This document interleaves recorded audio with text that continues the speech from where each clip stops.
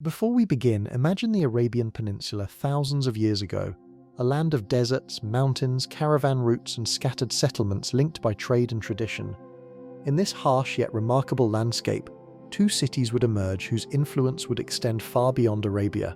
One grew around an ancient sanctuary that drew pilgrims and travelers. The other flourished as a place of refuge, community, and transformation. For centuries, Mecca and Medina have stood at the heart of one of the world's great religious traditions. Their histories are woven together with faith, migration, commerce, and the lives of countless people who helped shape their story. In this documentary, we will explore the history of these extraordinary cities as we know it today, from their earliest beginnings to their rise as spiritual centers whose influence continues to be felt across the world. And as we journey through their past, perhaps we should ask, what gives a place lasting significance? The events that happened there, or the meaning that generations of people choose to remember?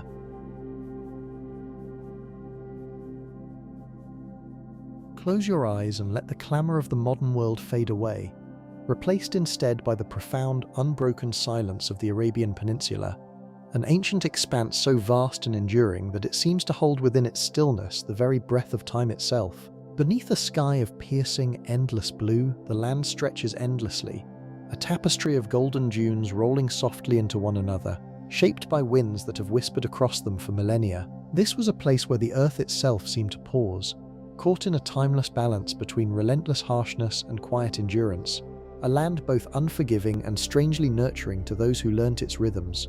In the western reaches of this vast desert lies the Hejaz, a rugged spine of mountains and valleys rising sharply from the surrounding sands. These granite peaks, sharp and unyielding, stand sentinel over the region, their rocky faces catching the first pale light of dawn and holding it long after the sun has dipped below the horizon.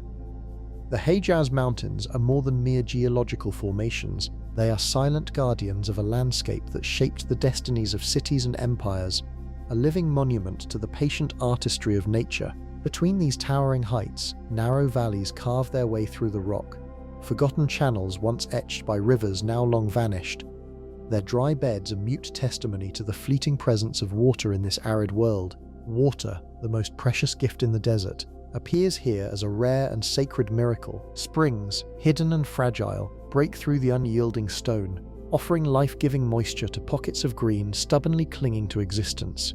These oases, small and scattered, formed the lifeblood of the region, places where nomads paused, caravans found respite, and settlements took root. The delicate balance of life in the Hejaz depended on these scarce sources, where each drop sustained not only plants and animals, but the fragile web of human survival and community. It was in this crucible of stone and sand, scarcity and resilience, that the cities of Mecca and Medina emerged.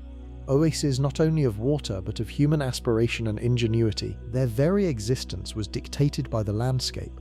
Mecca nestled within a valley, surrounded by hills, its position crucial as a gateway for trade routes threading through the Arabian Peninsula. Medina, situated slightly to the north, grew around its own wells and palm groves, a center of agriculture and refuge amid the desert's austerity. Both cities were shaped by the land's demands and gifts, their histories intertwined with the rhythms of drought and rain, migration and settlement. Above this ancient earth, the night sky stretched out in a brilliance seldom seen beyond the desert's reach. The stars burned with an intensity that spoke to the clarity of the dry air and absence of modern light pollution, a celestial panorama that has guided countless travelers across these lands for thousands of years. The constellations were not just distant lights but vital markers, fixed points in a vast, dark expanse connecting the lives of those who gazed upward, linking generations across time. They served as a cosmic compass, a celestial narrative woven into the fabric of desert life, guiding merchants, nomads, and pilgrims alike on their journeys. This interplay of earth and sky, stone and star, water and wind, set the stage for the unfolding human story in the Hejaz. The slow, deliberate shaping of the landscape by natural forces echoed in the gradual rise of human settlements that adapted to its challenges. Mecca and Medina were born from this dialogue between environment and endurance, their histories inseparable from the desert that both constrained and defined them. The harshness of the land forged a unique culture of resilience, where commerce, faith, and community flourished amid scarcity, and where the pulse of human life beat steadily beneath the timeless watch of mountains and stars. To understand these cities, one must first understand the land that made them possible, the desert before time, where every grain of sand and every drop of water carries the weight of centuries. Here, history does not rush but unfolds like the slow drift of dunes beneath the desert sun, a testament to the enduring spirit of a place where nature and humanity have coexisted in delicate balance since the dawn of civilization. As you breathe in this ancient air, prepare to journey through the stories etched into this landscape, stories that continue to resonate beneath the same eternal skies, whispering the secrets of Mecca and Medina across the ages.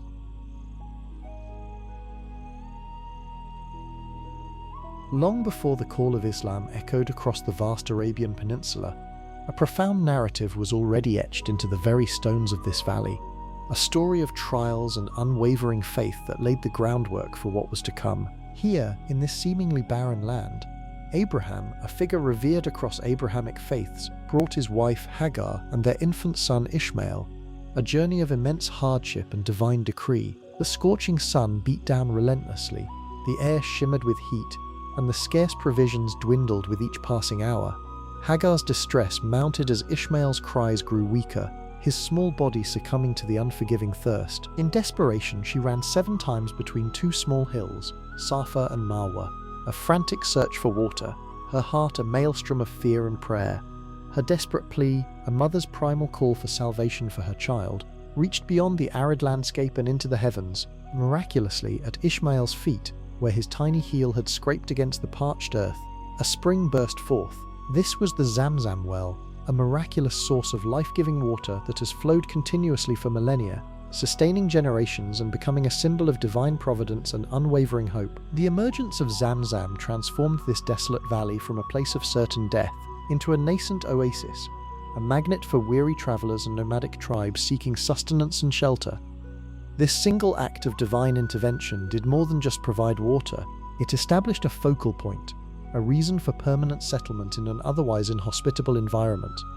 The narrative of Abraham and his family in this valley is not merely a historical account, it is a profound theological foundation.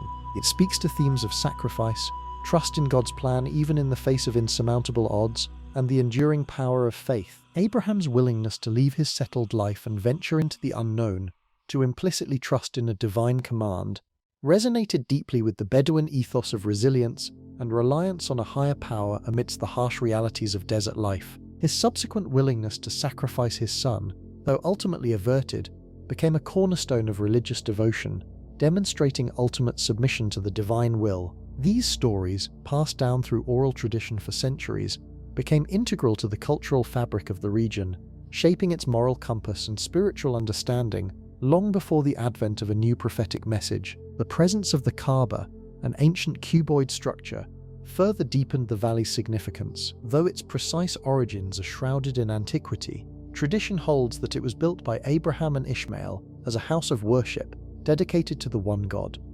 This structure, simple yet profoundly symbolic, served as a spiritual compass for the scattered tribes of Arabia. Even in pre-Islamic times, when polytheism was prevalent, the Kaaba held a special reverence. It was a sanctuary, a place where tribal feuds were set aside, and a common ground for spiritual expression, even if that expression had diversified into the worship of various deities represented by idols housed within its sacred precinct. The circumambulation of the Kaaba, a ritual known as tawaf, was already practiced, a testament to its ancient and enduring sanctity. This act of circling, a symbolic movement around a central point, reflected a primal human instinct to orient oneself around a sacred axis, to find order and meaning in a chaotic world. The valley, therefore, was not just a geographical location, it was a crucible of faith, a repository of ancient stories that bound people to a shared past and a common spiritual heritage. The stories of Abraham, Hagar, Ishmael, and the miraculous Zamzam, intertwined with the enigmatic presence of the Kaaba, created a powerful sense of place, a sacred geography that transcended mere physical boundaries. It was a place where the human met the divine, where the mundane was imbued with sacred meaning, and where the echoes of ancient prayers whispered through the desert winds, preparing the ground for a revolutionary message that would soon transform the world. The very air of the valley seemed to hum with this accumulated spiritual energy, a silent anticipation of a new dawn.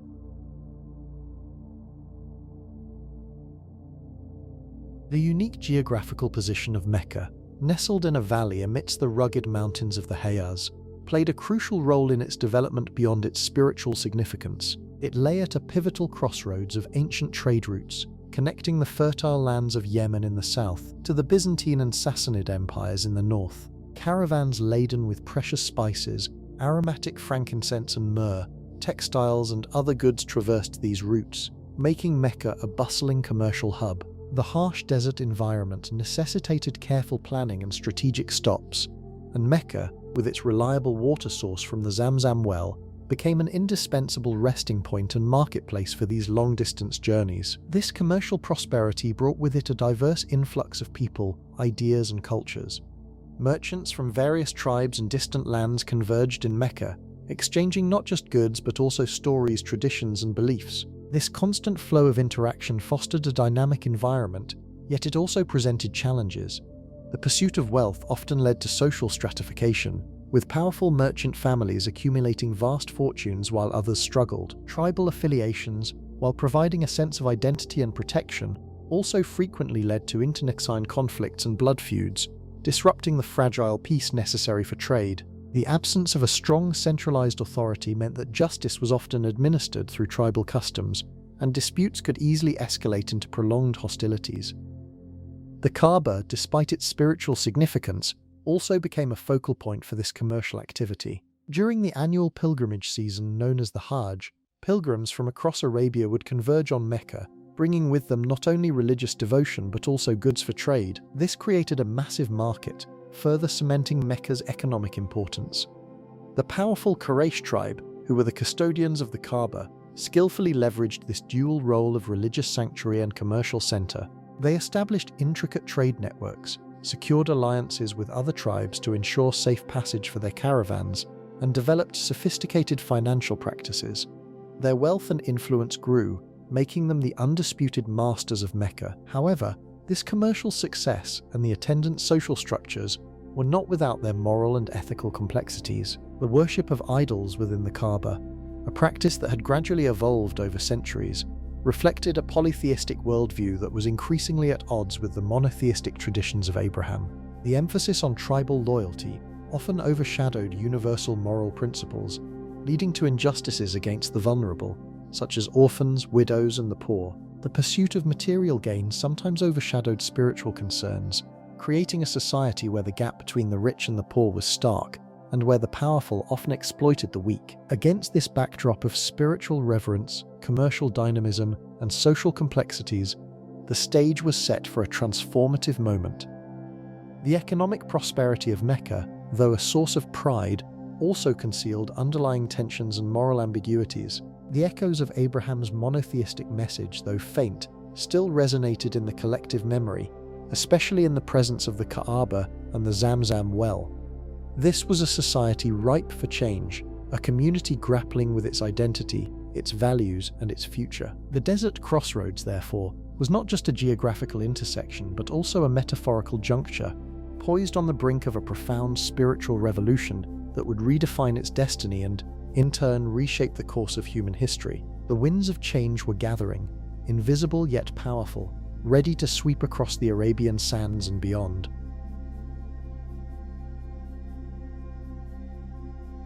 Long before the familiar names of Mecca and Medina echoed through history, the Arabian Peninsula harbored communities whose existence stretched back into the mists of time, leaving behind silent testimony in the form of stone tools and intricate rock art scattered across its vast, sun-baked expanses, evidence of human habitation tens of thousands of years ago.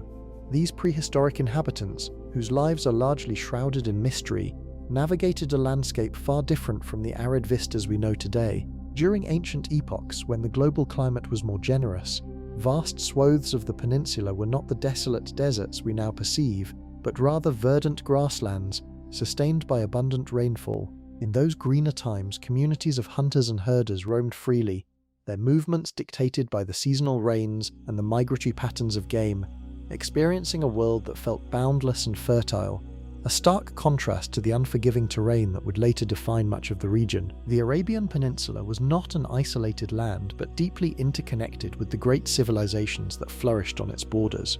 To the south, in what is now Yemen, sophisticated kingdoms like the Sabaeans, Minaeans, and Himyarites rose to prominence, crafting impressive cities, constructing elaborate temples, and devising ingenious irrigation systems that transformed arid lands into fertile agricultural zones. These southern Arabian civilizations were master traders, their wealth built upon the precious commodities of frankincense and myrrh, resins highly prized across the ancient world for religious rituals and perfumery, along with a rich array of spices.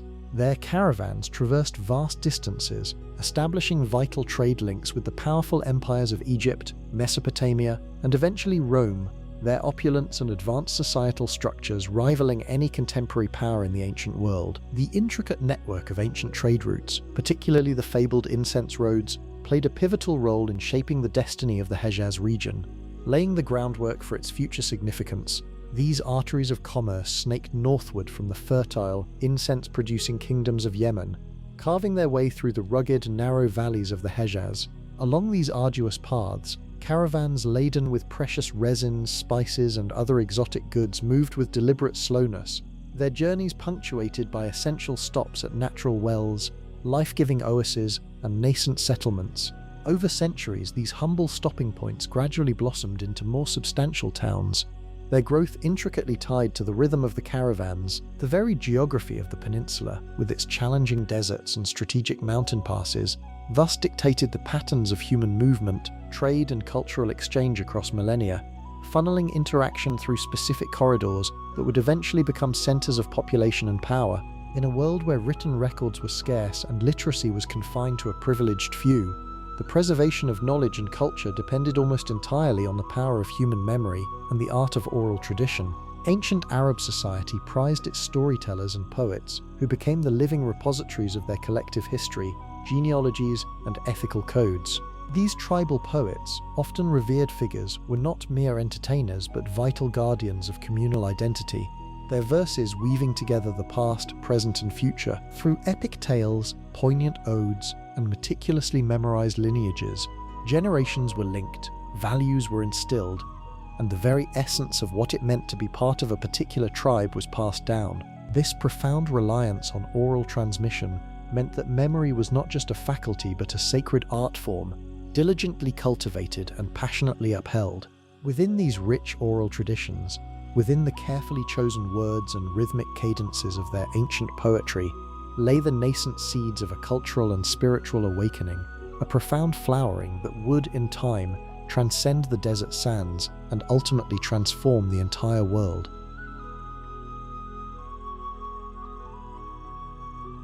Long before it became known as Medina, the radiant city destined to cradle the Prophet and the birth of a new faith, there was Yathrib, an oasis carved from the unforgiving expanse of the Arabian Peninsula. This was a land where water shaped life, a rare sanctuary amid the desert's relentless vastness. Wells, some ancient and deep, others freshly dug, tapped hidden subterranean veins, sustaining groves of date palms whose heavy fruits nourished generations. The soil, though stubborn, yielded crops through careful irrigation, a testament to the resilience and ingenuity of Yathrib's inhabitants. Here, human determination wove a fragile harmony between scarcity and survival. Water was the lifeblood of Yathrib, its wells more than mere sources of sustenance. They were the heart around which social and economic life pulsed. Control over these wells often sparked fierce disputes, for to command water was to command existence itself. Around them stretched dense groves of palms, their shadows offering respite from the desert sun. Their fruits a staple and a trade commodity. These trees stood as symbols of stability, their roots entwined with the fate of the oasis and its people. Yathrib's population was a tapestry of tribes, each bearing its own customs, alliances, and rivalries. Foremost among them were the Aws and the Khazraj, two great Arab tribes whose histories were marked by both cooperation and bitter conflict. Their settlements clustered near the wells, fortified by walls and watchtowers, modest bulwarks against desert raiders and rival clans. The relationship between Aws and Khazraj was complex, a blend of kinship and enmity, trade and skirmishes, shaping much of Yathrib's pre-Islamic story. Interwoven with these Arab tribes were Jewish communities whose roots in Yathrib ran deep and whose influence was profound. The Jewish clans, Banu Kainuka, Banu Nadir, and Banu Qurayza, had long established themselves within the oasis, bringing traditions, agricultural expertise, and commercial networks that enriched the city's fabric. Skilled in managing irrigation systems, they nurtured the date palms and fields, ensuring the oasis thrived. Their synagogues and marketplaces added layers to Yathrib's social mosaic, while their trade extended beyond the desert, linking the city to broader Arabian and Mediterranean worlds. These Jewish tribes were custodians of knowledge and vital contributors to the city's prosperity. Yet Yathrib was far from peaceful. Tribal rivalries ran deep, often erupting into violence that scarred both land and people. The feud between Aus and Khazraj was especially fierce, fueled by cycles of revenge and shifting alliances. The Jewish tribes, while generally maintaining internal cohesion, were sometimes drawn into these conflicts, their alliances influencing the delicate balance of power. Such strife was emblematic of a wider pattern across pre-Islamic Arabia, where honor, vengeance, and survival intertwined in a deadly dance. Yathrib bore these wounds, but also the weight of its own hopes. Despite this turbulence, or perhaps because of it, Yathrib stood on the brink of transformation.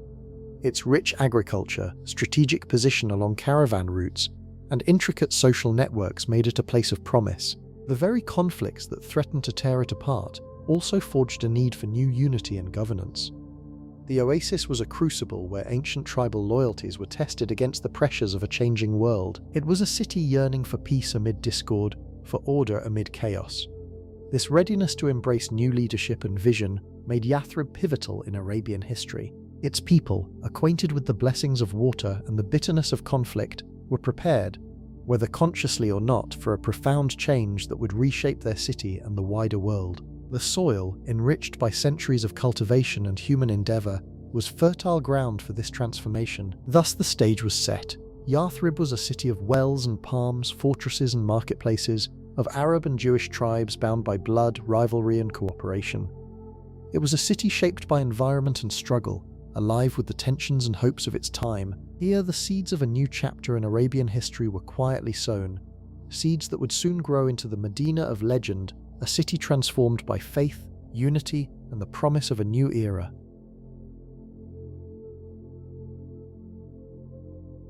Between the stark granite hills of the Hejaz, a narrow and rocky depression lay, a place that by any ordinary measure seemed profoundly inhospitable, too hot, too dry, too remote, and yet somehow destined for a purpose beyond ordinary reckoning. This valley, which would one day become the most visited place on Earth, held within its arid embrace the seeds of a foundational narrative, a story that would echo through millennia and across continents. According to Islamic tradition, the very genesis of Mecca is inextricably linked to the story of Hagar, known in Arabic as Hajar, an Egyptian woman who, with her infant son Ishmael, was brought to this barren valley by the prophet Ibrahim, known in the Western tradition as Abraham, left there in accordance with what they believed to be divine guidance. Their tale is one of the most deeply moving accounts within the entire tradition of Abrahamic faith, a testament to unwavering trust and miraculous intervention. A profound desperation gripped Hagar as her infant son Ishmael lay parched and dying in the scorching sun, his cries echoing weakly in the desolate landscape. In a frantic search for water, she ran 7 times between the 2 low hills of Safa and Marwa, her heart a whirlwind of terror and hope, scanning the horizon for any sign of life-giving moisture. It was in this moment of ultimate despair, according to tradition, that a miracle unfolded. Water miraculously sprang from the earth near the tiny feet of the infant Ishmael. This spring, named Zamzam, has never ceased to flow in the countless centuries since, a constant testament to that ancient moment. Pilgrims from all corners of the world continue to drink from its waters to this very day, connecting them across time and space to the profound foundational event, a sacred link that transcends generations. While the miraculous elements of this founding story belong to the realm of faith and tradition, historical and archaeological evidence strongly suggests that the Mecca Valley was indeed an important stopping point for early human habitation. The presence of a reliable water source in such an arid landscape would have naturally drawn nomadic tribes, making it a crucial gathering place. The gradual accumulation of settlement around such a life-sustaining spring follows a pattern observed in ancient cultures across the globe, where water was the primary determinant of survival and community. Thus, even without the miraculous intervention, the valley's geography and hydrology positioned it for significance.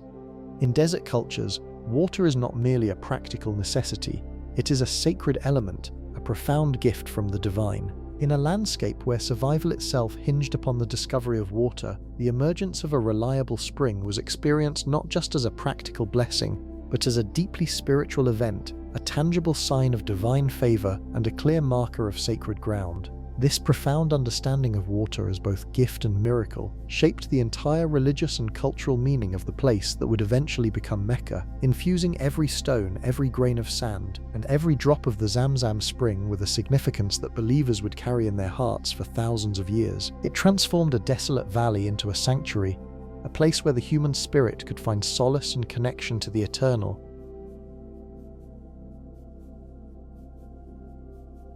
Primary determinant of survival and community.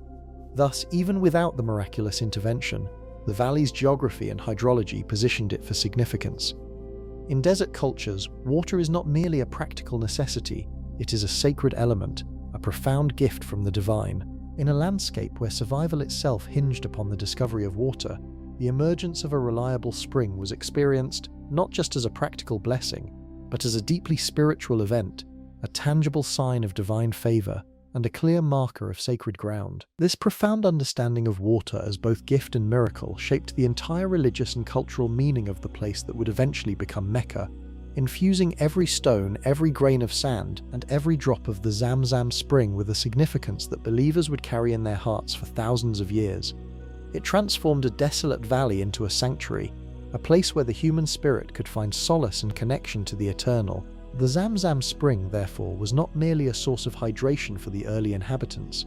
It was the beating heart of the nascent community, a spiritual artery sustaining both body and soul. Its waters were believed to possess healing properties, to quench not only physical thirst but also the spiritual longing for connection to the divine. Pilgrims arriving from distant lands, weary from their journeys across arid expanses, would find solace and rejuvenation in its flow, their faith renewed by the tangible evidence of God's grace.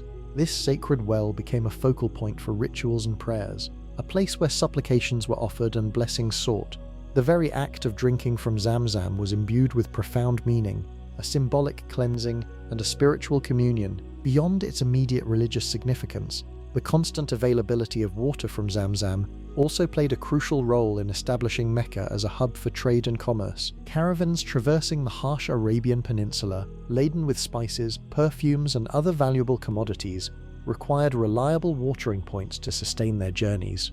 The existence of Zamzam transformed Mecca from an obscure, isolated valley into an indispensable oasis along critical trade routes. Merchants, recognizing the strategic advantage of a permanent water source, began to establish settlements around the spring, creating a bustling marketplace where goods and ideas were exchanged. This economic prosperity, fueled by the life-giving waters, further cemented Mecca's importance and attracted diverse populations, contributing to its cultural richness and cosmopolitan character. The spring, in essence, was the foundation upon which Mecca's economic and social structures were built, allowing it to flourish in an otherwise inhospitable environment. The story of Zamzam is deeply interwoven with the narrative of Abraham and Ishmael, figures central to both Islamic and Judeo-Christian traditions. According to Islamic belief, it was Hagar, Abraham's wife, who in her desperate search for water for her infant son Ishmael in the barren valley, ran 7 times between the hills of Safa and Marwa.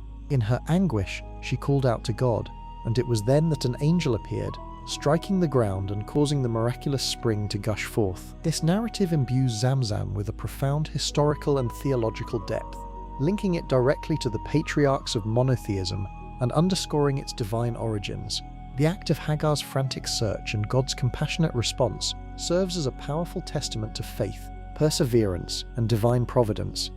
This foundational story is not just a historical account, it is a living tradition, reenacted by pilgrims during the Hajj and Umrah, as they perform the ritual of Sa'i, traversing the same path Hagar once did. This physical act connects them directly to the primordial struggle and the subsequent divine intervention, deepening their personal spiritual experience. The Kaaba, the sacred house of God, stands in close proximity to the Zamzam well, further intertwining their destinies. Tradition holds that Abraham and Ishmael rebuilt the Kaaba, establishing it as a house of worship and a focal point for monotheistic devotion. The presence of the sacred spring near the Kaaba created a natural synergy, making the entire area a consecrated space. a sanctuary where pilgrims could gather for worship and seek spiritual solace. The Kaaba as the physical manifestation of God's house on earth, and Zamzam as the miraculous gift of life-giving water, together formed the spiritual heart of Mecca. This proximity amplified the sanctity of both, creating an unparalleled sacred precinct that drew believers from across the ancient world. The rituals performed around the Kaaba, such as the circumambulation or tawaf, are always accompanied by the accessibility of Zamzam water, reinforcing its integral role in the pilgrimage experience. Over centuries, various tribes and civilizations recognized the strategic and spiritual importance of Mecca and the Zamzam spring. The Jurhum tribe, an ancient Arab people, were among the first to settle permanently in the valley, drawn by the allure of the water. Their stewardship of the well and the surrounding area marked an early phase in Mecca's development as a settled community.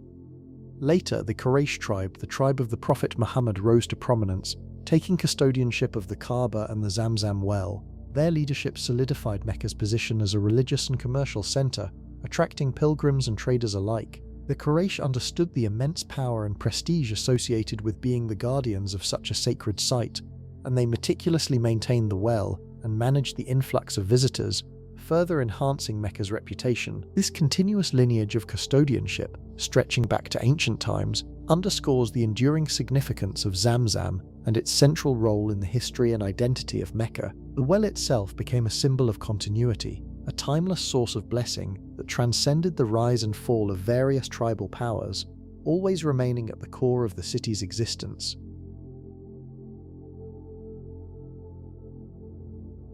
Islamic tradition reveres the construction of the Kaaba by the Prophet Ibrahim and his son Ishmael as one of the most sacred events in human history, an occurrence that stands at the very heart of Mecca's spiritual meaning, continuing to orient the prayers of billions across the globe each day. The Quran and ancient traditions tell us that Ibrahim returned to the valley of Mecca, discovering his son Ishmael had grown into a man among the Jurhum tribe, who had wisely settled near the life-giving Zamzam well. It was there, in that desert valley, that father and son received a divine command to construct a house of worship, a simple yet profoundly sacred structure destined to become the focal point for the worship of the one God. This moment, as tradition beautifully recounts, stands as one of the most intimate and tender collaborations in the history of prophecy, a shared endeavor rooted in obedience and devotion. The Kaaba itself, as remembered through generations, was a humble cube-shaped edifice, meticulously built of stone and mortar, its dimensions modest yet its spiritual weight immeasurable.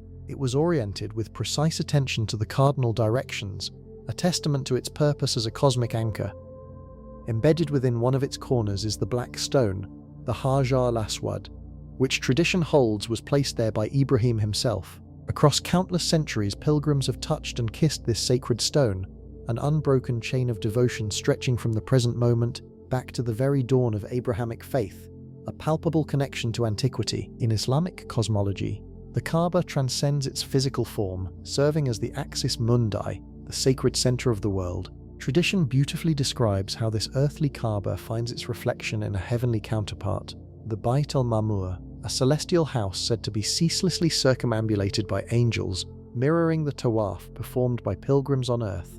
This understanding of a sacred vertical axis, seamlessly connecting earth and heaven, imbues the simple stone structure with a cosmic significance that far exceeds its material dimensions. It speaks to the deepest human longing for connection with the divine, a silent testament to the interwoven nature of the seen and unseen realms. The Quran preserves a profound prayer uttered by Ibrahim, a heartfelt plea to God to make Mecca a place of security and to generously provide its people with the fruits of the earth. This ancient prayer, spoken by the patriarch himself, has been answered in ways that perhaps even Ibrahim could not have fully imagined.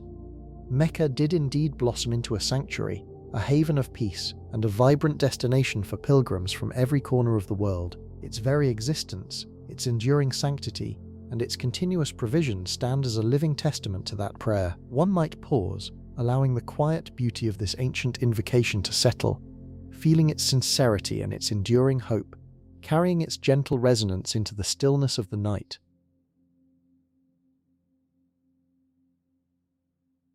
The simple stone structure with a cosmic significance that far exceeds its material dimensions.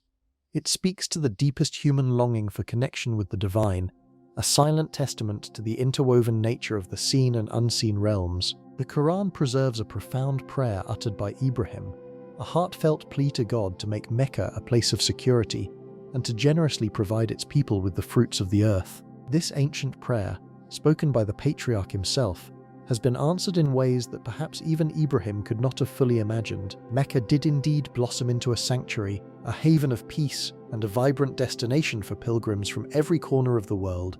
Its very existence, its enduring sanctity, and its continuous provision stand as a living testament to that prayer. One might pause, allowing the quiet beauty of this ancient invocation to settle, feeling its sincerity and its enduring hope, carrying its gentle resonance into the stillness of the night. The spiritual magnetism of Mecca is not merely a historical artifact, it is a continuously pulsating force, drawing millions annually into its orbit. This annual pilgrimage, the Hajj, represents one of the 5 pillars of Islam, a spiritual journey undertaken by those who are physically and financially able. It is a profound act of devotion, a physical manifestation of faith that transcends geographical and cultural boundaries. Pilgrims arrive from every continent, speaking a multitude of languages, yet they are united by a common purpose and a shared spiritual aspiration. They shed their worldly distinctions, donning simple white garments, the ihram, which symbolize purity and equality before God. In this sea of white, the rich and the poor, the powerful and the humble, stand shoulder to shoulder, their individual identities subsumed into a collective spiritual body. The rituals of Hajj are deeply symbolic, each action carrying layers of meaning that connect the pilgrim to the ancient narratives of Ibrahim, Hajar, and their son Ismail. The circumambulation of the Kaaba, known as Tawaf, is perhaps the most iconic of these rituals. Pilgrims move in a counterclockwise direction, their steps forming a continuous flowing human current around the sacred cube. This movement is not random. It mirrors the celestial orbits of planets around the sun and the angels around God's throne, signifying humanity's place within a grand cosmic order. Each circuit is imbued with prayer and remembrance, a tangible expression of devotion that physically connects the individual to the heart of the Islamic world. The very act of touching or kissing the black stone, if possible, is a profound moment for many, not out of idolatry, but as an act of following the prophetic tradition and seeking blessings from a stone believed to have descended from paradise. Another pivotal ritual is the Sa'i, the brisk walk or jogging between the hills of Safa and Marwa. This reenacts Hajar's desperate search for water for her infant son Ismail in the barren desert. Her frantic yet hopeful 7 journeys between the 2 mounds, culminating in the miraculous gushing forth of the Zamzam well, is a powerful narrative of resilience, trust in divine provision, and a mother's unwavering love. Pilgrims performing the Sa'i connect with this primal human struggle and the ultimate divine intervention, drawing strength and lessons in perseverance from Hajar's enduring legacy. The Zamzam well itself, located just a few meters from the Kaaba, continues to flow, providing water for millions of pilgrims, a tangible miracle that reinforces the narrative of divine care and sustenance in a land that was once a desolate valley. The journey continues to Arafat, a vast plain outside Mecca, where pilgrims spend an entire day in prayer and supplication. This standing on Arafat is considered the pinnacle of the Hajj, a moment of profound introspection and repentance. It is believed that on this day, God's mercy descends in abundance and sins are forgiven. The sight of millions of pilgrims gathered on this plain, all facing towards the Kaaba, their voices raised in earnest prayer, is an awe-inspiring tableau of human devotion. It is a powerful reminder of humanity's shared spiritual destiny and the universal yearning for divine grace. The collective intensity of this moment, the shared vulnerability and hope, forges an unbreakable bond among the pilgrims, transcending all worldly divisions. Following Arafat, pilgrims proceed to Muzdalifa, collecting pebbles for the symbolic stoning of the pillars in Mina, representing the rejection of evil and temptation, a ritual known as Rami. This act is a reenactment of Ibrahim's defiance against Shaitan, who tried to dissuade him from sacrificing his son. Each pebble thrown is a conscious act of resistance against inner demons and external whispers of doubt and sin. The Hajj concludes with the Eid al-Adha, the festival of sacrifice, commemorating Ibrahim's willingness to sacrifice his son and God's ultimate provision of a ram in his stead. Pilgrims offer sacrifices, sharing the meat with the poor, reinforcing themes of charity, compassion, and submission to divine will. Beyond the formal rituals, the very atmosphere of Mecca during Hajj is charged with a unique spiritual energy. The constant recitation of prayers, the collective sense of purpose, and the shared experience of profound devotion create an environment unlike any other. It is a place where time seems to slow, allowing for deep introspection and a renewed connection with one's faith. The stories of pilgrims returning utterly transformed, their hearts softened and their perspectives broadened, are countless.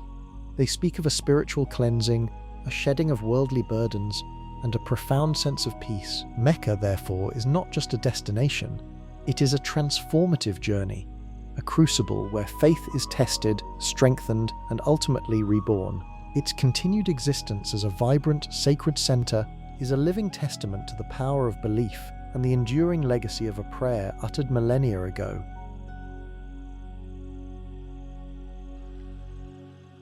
As the centuries passed in their slow and patient way, the Valley of Mecca became increasingly significant as a gathering place and a sacred site, and the story of who controlled and cared for the Kaaba became one of the defining narratives of the ancient Arabian world, a story woven with threads of tribal honor and sacred responsibility that shaped the political and spiritual landscape of the Hejaz for generations. Tradition holds that the Juhum, an ancient Arab tribe, were already present in the valley when Hagar and Ishmael arrived, their presence a quiet testament to the enduring allure of this desert oasis.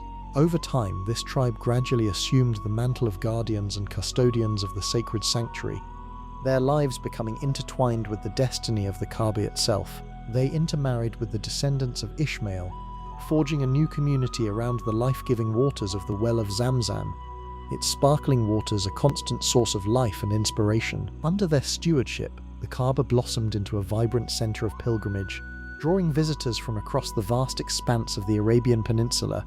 These pilgrims came to honor the sacred house, a simple cube of stone standing patient in the desert, and to conduct the rituals of worship that tradition held had been established by Ibrahim himself, their murmuring prayers echoing through the silent valley. Yet, like all earthly powers, the Jurhum tribe eventually faced its decline, and the custodianship of the Kaaba transitioned to the tribe of Khuzar.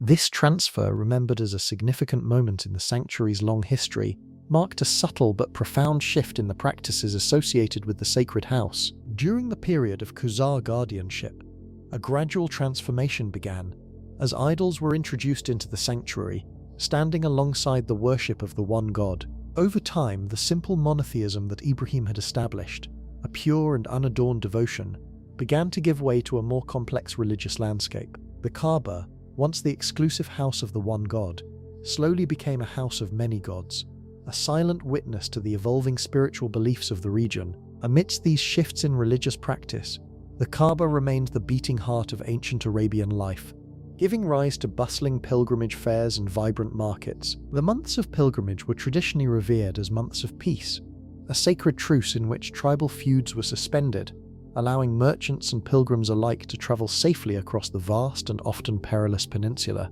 The great market of Ukaz, nestled near Mecca, became a legendary center not only of commerce, but also of poetry and profound cultural exchange. Here, the great poets of Arabia, with their eloquent verses and stirring recitations, competed before audiences of thousands, their voices carrying across the desert air. It was a place where the Arabic language itself was refined and celebrated, its intricate beauty honed into an art form of the highest order, its words weaving tales of heroism, love, and the mysteries of existence. This period of the Kaaba's history presents a strange and beautiful paradox, a quiet enigma that invites contemplation.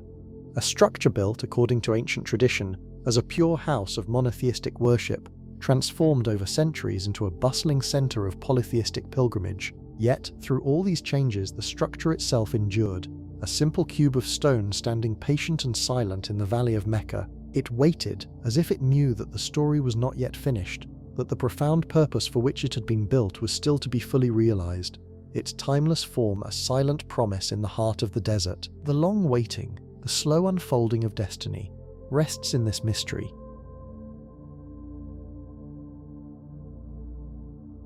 For audiences of thousands, their voices carrying across the desert air, it was a place where the Arabic language itself was refined and celebrated, its intricate beauty honed into an art form of the highest order, its words weaving tales of heroism, love, and the mysteries of existence. This period of the Kaaba's history presents a strange and beautiful paradox, a quiet enigma that invites contemplation. A structure built according to ancient tradition as a pure house of monotheistic worship, transformed over centuries into a bustling center of polytheistic pilgrimage. Yet, through all these changes, the structure itself endured, a simple cube of stone standing patient and silent in the valley of Mecca. It waited, as if it knew that the story was not yet finished, that the profound purpose for which it had been built was still to be fully realized. Its timeless form, a silent promise in the heart of the desert. The long waiting, the slow unfolding of destiny, rests in this mystery. The air around the Kaaba, even in those times of diverse worship, was thick with the scent of frankincense and myrrh, offerings to the various deities enshrined within its walls and surrounding courtyard. Pilgrims from across the Arabian Peninsula, and even from lands beyond, would journey to Mecca, braving harsh deserts and treacherous mountain passes. Driven by a deep-seated spiritual yearning, they came seeking blessings, seeking solace, seeking answers from the pantheon of gods and goddesses they believed held sway over their lives. Each tribe had its favored deity, often represented by an idol carved from wood or stone, adorned with precious jewels and rich fabrics. Hubal, the god of the moon, was particularly prominent, his large red agate statue presiding over the Kaaba's interior, a silent witness to the multitude of prayers and rituals. Alongside him stood images of Al-Lat, Al-Uzza, and Manat, goddesses revered for their power and influence, their presence adding to the vibrant, multifaceted tapestry of pre-Islamic Arabian spirituality. Beyond the religious rites, the annual pilgrimage to Mecca was also a vital economic and social event. It served as a grand marketplace, a crossroads where merchants from Yemen, Syria, Persia, and the Byzantine Empire converged, exchanging goods and ideas. Spices, silks, precious metals, and exotic animals changed hands, fueling the prosperity of the Quraysh, the dominant tribe of Mecca who skillfully managed the pilgrimage and its associated commerce. The city itself buzzed with activity during these seasons, its narrow streets overflowing with people, its caravanserai bustling with activity, the clang of hammers from blacksmiths mingling with the cries of vendors and the melodic strains of poets reciting their latest works. Disputes between tribes, often simmering beneath the surface, were sometimes put aside during the sacred months of pilgrimage, under the unspoken understanding that the sanctity of the Kaaba and its surrounding area demanded a temporary truce, a period of peace for trade and worship. Blood feuds, a pervasive element of desert life, were suspended, allowing for safe passage and interaction, even if only for a limited time. This fragile peace, however, was always conditional, a temporary respite in a world often defined by conflict and tribal loyalties. The Kaaba itself, even with its multitude of idols, retained a certain primal sanctity. Its construction, attributed to Abraham and his son Ishmael in Islamic tradition, imbued it with an ancient lineage that transcended the changing tides of religious practice. Even those who worshipped idols recognized its unique status, its role as a focal point for spiritual energy. The black stone, embedded in its eastern corner, was revered by all, believed to have descended from heaven, a tangible link to the divine. Pilgrims would circumambulate the Kaaba 7 times, a ritual known as tawaf, a practice that predated Islam and continued through the period of polytheism, demonstrating the enduring power of certain traditions and symbols. This circling motion, a cosmic dance, perhaps mirrored the movements of the celestial bodies, connecting the earthly worshipper to the vastness of the universe. The very act of circumambulation, a continuous flowing movement around a central point, suggested a quest for unity, a yearning for the singular truth that lay hidden beneath the multiplicity of forms. Yet, amidst this vibrant, complex religious landscape, a sense of spiritual disquiet began to stir in certain hearts. Some individuals, known as Hanifs, felt a growing unease with the idol worship, seeking a purer, more absolute form of monotheism. They yearned for the original faith of Abraham, a return to the worship of a single, transcendent God, unburdened by intermediaries or physical representations. These Hanifs, though few in number, represented a quiet undercurrent of dissent, a longing for something more profound than the rituals and offerings to stone gods. Their voices, though not yet a roar, were a murmur in the desert winds, a subtle foreshadowing of the profound transformation that was soon to sweep across the Arabian Peninsula, forever altering the destiny of Mecca and the Kaaba itself. They were pioneers of a spiritual awakening, preparing the ground for a message that would resonate with the deepest yearnings of the human soul. The stage was set. The ancient stone structure at the heart of the valley stood waiting, its silent vigil a testament to the enduring human quest for meaning and connection to the divine. The whispers of the past mingled with the nascent stirrings of the future, creating a powerful, almost palpable tension in the air.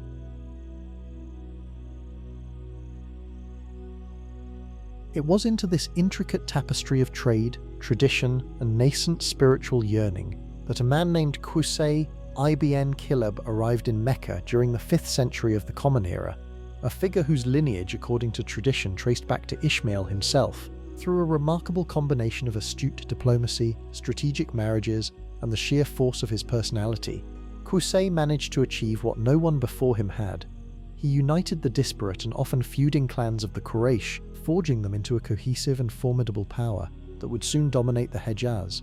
His vision transformed a collection of scattered tribal groups into something approaching an organized city. Qusay meticulously reorganized Mecca's social and religious life, establishing a structured framework that would endure for generations. He carefully delineated the various offices and responsibilities associated with the sacred duty of caring for the Kaaba and ensuring the comfort and service of pilgrims. It was Qusay who oversaw the construction of the first permanent houses around the sanctuary, transforming the ad hoc encampments into a more settled community.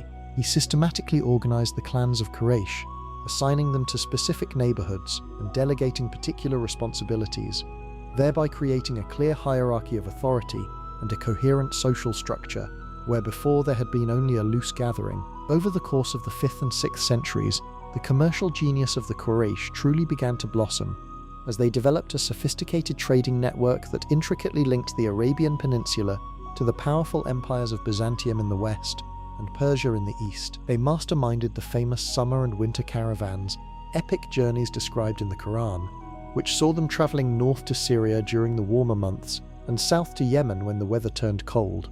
With a combination of diplomatic finesse and shrewd commercial acumen, they meticulously negotiated safe passage and secured lucrative trading rights with the numerous tribes and kingdoms that lay along these vital routes, ensuring the flow of goods and wealth into Mecca.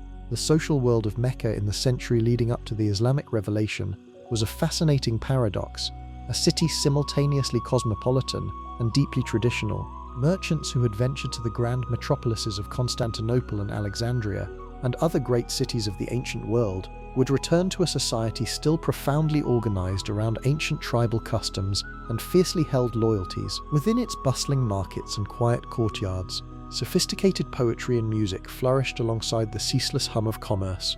Yet these coexisted with practices that the coming revelation would profoundly challenge and ultimately transform. It was a place where the echoes of a distant past met the whispers of an approaching future. On the eve of the Islamic revelation, the Quraysh stood at the zenith of their power and prosperity. They were immensely proud of their esteemed role as the guardians of the Kaaba and the gracious hosts of the annual pilgrimage, a responsibility that cemented their prestige throughout the Arabian Peninsula. Their confidence in their commercial and political supremacy within the Hejaz was absolute. Yet, perhaps like all powerful institutions on the cusp of monumental change, there lingered a subtle, almost imperceptible sense that the world they had so painstakingly built might not be as unyielding as it appeared. Something was stirring in the profound silence of the desert, an unseen force that would soon alter everything they knew, a new dawn preparing to break.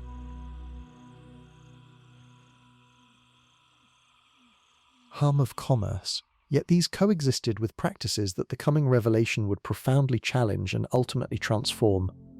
It was a place where the echoes of a distant past met the whispers of an approaching future. On the eve of the Islamic revelation, the Quraysh stood at the zenith of their power and prosperity. They were immensely proud of their esteemed role as the guardians of the Kaaba and the gracious hosts of the annual pilgrimage, a responsibility that cemented their prestige throughout the Arabian Peninsula. Their confidence in their commercial and political supremacy within the Hejaz was absolute. Yet, perhaps like all powerful institutions on the cusp of monumental change, there lingered a subtle, almost imperceptible sense that the world they had so painstakingly built might not be as unyielding as it appeared. Something was stirring in the profound silence of the desert, an unseen force that would soon alter everything they knew, a new dawn preparing to break. The Kaaba itself, that ancient unadorned cube was not merely a structure of stone and mortar, it was the very heart of Meccan identity and the pulsating core of the pre-Islamic Arabian spiritual landscape. Its origins were shrouded in myth and reverence, believed by many to have been built by Abraham and his son Ishmael, a testament to an older, purer monotheism that had become diluted over centuries. Within its walls and surrounding it stood an astonishing array of idols, deities representing a pantheon of gods and goddesses worshipped by the various tribes who made the annual pilgrimage. This kaleidoscope of divinities, numbering in the hundreds, symbolized the diverse spiritual beliefs that converged in Mecca, each tribe bringing their own patron gods to be housed near the sacred black stone, a relic itself steeped in cosmic legend. Hubal, the primary deity of the Quraysh, held a prominent position, his image often consulted for omens and guidance through divination rituals. Yet, amidst this polytheistic tableau, the concept of Allah, the high god, the creator, was not entirely absent. Rather, Allah was recognized as a supreme, overarching deity, but one often overshadowed by the immediate intercession of lesser gods. This intricate tapestry of belief systems reflected the fragmented political landscape of Arabia, where tribal loyalties often superseded any broader sense of unity. Beyond the spiritual, the Kaaba served as an economic engine, drawing merchants and pilgrims alike. The annual pilgrimage, or Hajj, was not solely a religious observance. It was a grand bazaar, a massive trade fair where goods from Yemen, Syria, Persia, and even the Byzantine Empire exchanged hands. Spices, textiles, precious metals, perfumes, and livestock flowed through Mecca, enriching the coffers of the Quraysh, who expertly managed the logistics of this bustling commerce. They levied taxes on goods, provided protection for trade caravans, and offered hospitality to pilgrims, solidifying their economic dominance. This commercial prowess was intricately linked to their religious authority, as the sanctity of the Kaaba ensured a safe haven for trade, transforming Mecca into a neutral zone where tribal feuds were temporarily suspended, allowing for peaceful exchange. However, this prosperity was not without its shadows. The social fabric of pre-Islamic Mecca was characterized by stark inequalities. While the wealthy elite, primarily from the Quraysh, lived in comfort and luxury, a significant portion of the population, including women, orphans, and the poor, faced considerable hardship and had few rights. Slavery was a pervasive institution, with enslaved individuals forming the backbone of much of the labor force. Blood feuds, though often paused during the sacred months of pilgrimage, were a constant threat, and arbitrary justice, often based on tribal strength rather than moral principle, was common. Female infanticide, particularly of daughters, was practiced by some tribes, reflecting a societal devaluation of women. The concept of **Murua**, or tribal honor, dictated much of social conduct, often leading to cycles of vengeance and retribution. This emphasis on tribalism meant that individuals outside strong kinship networks were vulnerable, lacking the protection that family ties afforded. The moral climate, often referred to as the Age of Ignorance or **Jahiliya**, was not a complete spiritual void, but rather a period marked by a lack of divine guidance and a deviation from the monotheistic principles attributed to Abraham. While poetic expression flourished and tribal ethics upheld certain virtues like hospitality and courage, these were often overshadowed by practices that would later be condemned by Islam. Gambling and excessive alcohol consumption were prevalent, and a general moral laxity, particularly among the elite, was observed. The worship of idols, though deeply ingrained, also contributed to a spiritual malaise, as people sought solace and answers from inanimate objects rather than a singular transcendent God. This spiritual fragmentation mirrored the political disunity of the Arabian Peninsula, where numerous tribes operated independently, often clashing over resources and territory. Mecca, therefore, was a city of paradoxes, a center of profound spiritual reverence and rampant idolatry, immense wealth and stark poverty, sophisticated commerce and brutal tribalism.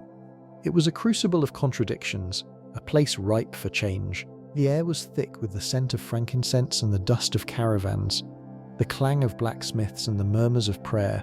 But beneath the surface, a spiritual hunger, a yearning for something more, was palpable. The existing order, while outwardly strong, contained the seeds of its own transformation. The stage was set for a dramatic reordering of society, a profound shift in belief, and the emergence of a new religious and political paradigm that would emanate from this very city. forever altering the course of human history. The whispers of an approaching future were growing louder, poised to break through the established hum of commerce and the solemn chants to forgotten gods.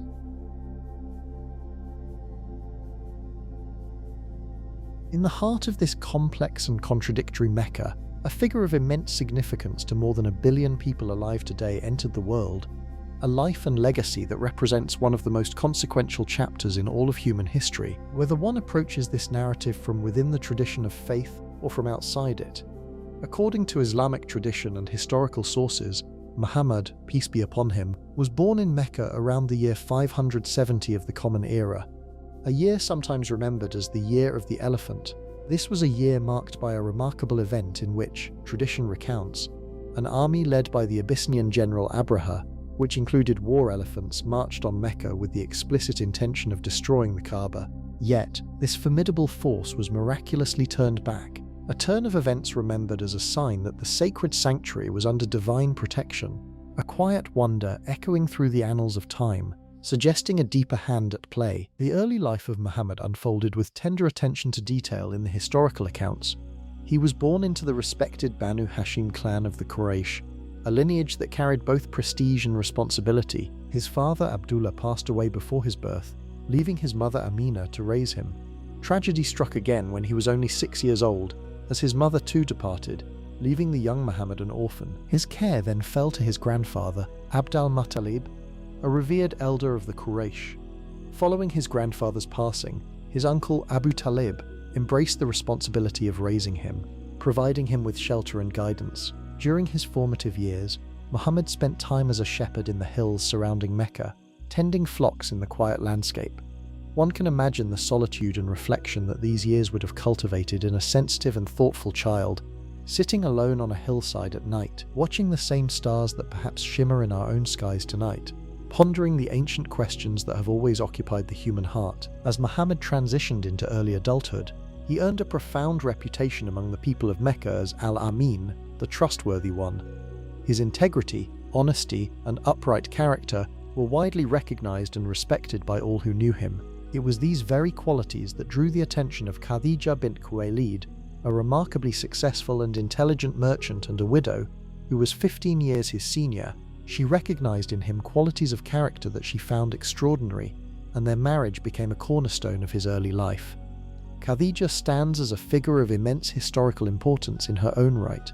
A woman of intelligence, courage, and unwavering faith, she would become the first person to accept Islam, providing not only love and companionship, but also crucial financial and emotional support that sustained the Prophet through the most challenging years of his mission, a testament to her profound strength and conviction. As the years advanced, Muhammad would often seek solitude and reflection. His retreats frequently led him to the cave of Hira, nestled on the Mountain of Light just outside Mecca. It was within the quiet embrace of this cave, during a night in the month of Ramadan, that Islamic tradition remembers as the beginning of revelation. On that momentous night, according to the tradition, the angel Jibril appeared to Muhammad in the cave and commanded him to recite. This moment, described with a voice growing very still and very soft, marks the beginning of the Quran and the start of a mission that would reshape the world, inviting one to feel its weight and its wonder without rushing past the profound stillness of that initial encounter. Me, the first person to accept Islam, providing not only love and companionship, but also crucial financial and emotional support that sustained the Prophet through the most challenging years of his mission, a testament to her profound strength and conviction. As the years advanced, Muhammad would often seek solitude and reflection. His retreats frequently led him to the cave of Hira, nestled on the Mountain of Light just outside Mecca. It was within the quiet embrace of this cave, during a night in the month of Ramadan, that Islamic tradition remembers as the beginning of revelation. On that momentous night, according to the tradition, the angel Jibril appeared to Muhammad in the cave and commanded him to recite. This moment, described with a voice growing very still and very soft, marks the beginning of the Quran and the start of a mission that would reshape the world, inviting one to feel its weight and its wonder without rushing past the profound stillness of that initial encounter. The command to recite or read carried immense significance, especially for an unlettered man, in a society where oral tradition reigned supreme, but written scripture was not unknown. The angel Jibril pressed him, and Muhammad, overwhelmed, initially protested, stating he could not read. Yet, the command was firm, insistent, and with each repetition, a profound transformation began. The first verses revealed, from Surah Al-Alaq, spoke of creation, of man being made from a clinging clot, and of the Lord who taught by the pen, teaching humanity what it did not know.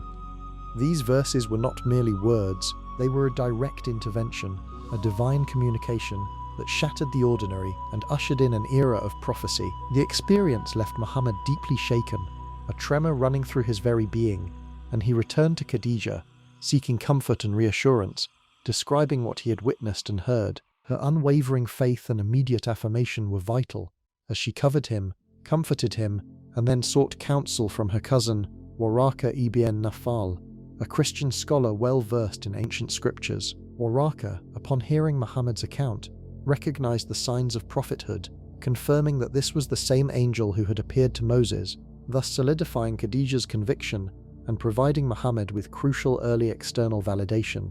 This initial revelation was not an isolated event, but the beginning of a continuous stream of divine messages that would span 23 years. The revelations were not delivered all at once, nor in a systematic chronological order, but rather in response to specific events, questions, or needs of the nascent Muslim community. This gradual unfolding allowed for the teachings to be absorbed, understood, and implemented incrementally, fostering a deeper integration into the lives of the early believers. Sometimes the revelations came in clear, audible words, other times as a profound inner experience, a spiritual weight that would envelop Muhammad.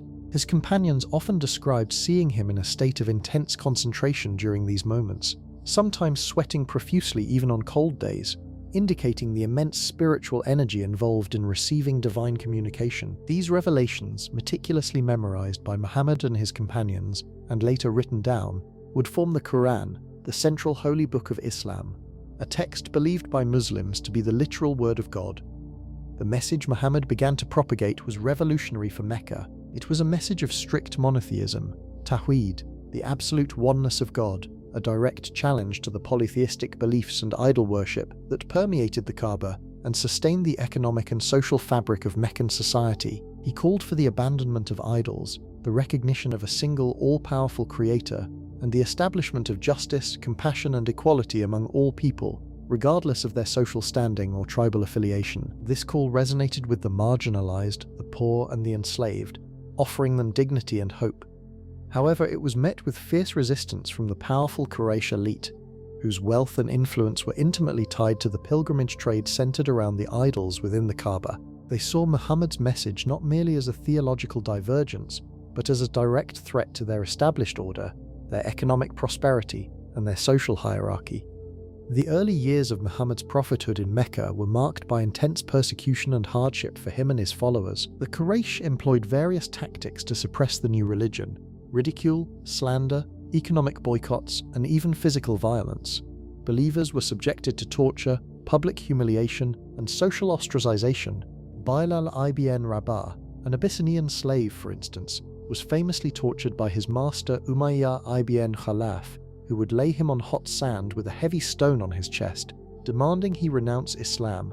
Yet Bilal's steadfast refusal, his repeated utterance of Ahad, Ahad, one, one, became a symbol of unwavering faith in the face of immense suffering. Sumayya bint Khayyat, an early female convert, and her husband Yasir, along with their son Ammar, endured horrific torture, with Sumayya ultimately becoming the first martyr of Islam, a testament to the brutal reality of those early days. These stories of steadfastness against overwhelming odds inspired and solidified the resolve of the nascent Muslim community, demonstrating the profound conviction that the message carried. Despite the escalating persecution, Muhammad continued to preach, albeit cautiously at times, finding solace and strength in the divine revelations and the growing, albeit small, community of believers. The Kaaba, though filled with idols, remained a central point for his message, as he would often preach there, inviting pilgrims from various tribes to consider the truth of his call. His uncles, particularly Abu Talib, though not embracing Islam himself, provided crucial tribal protection,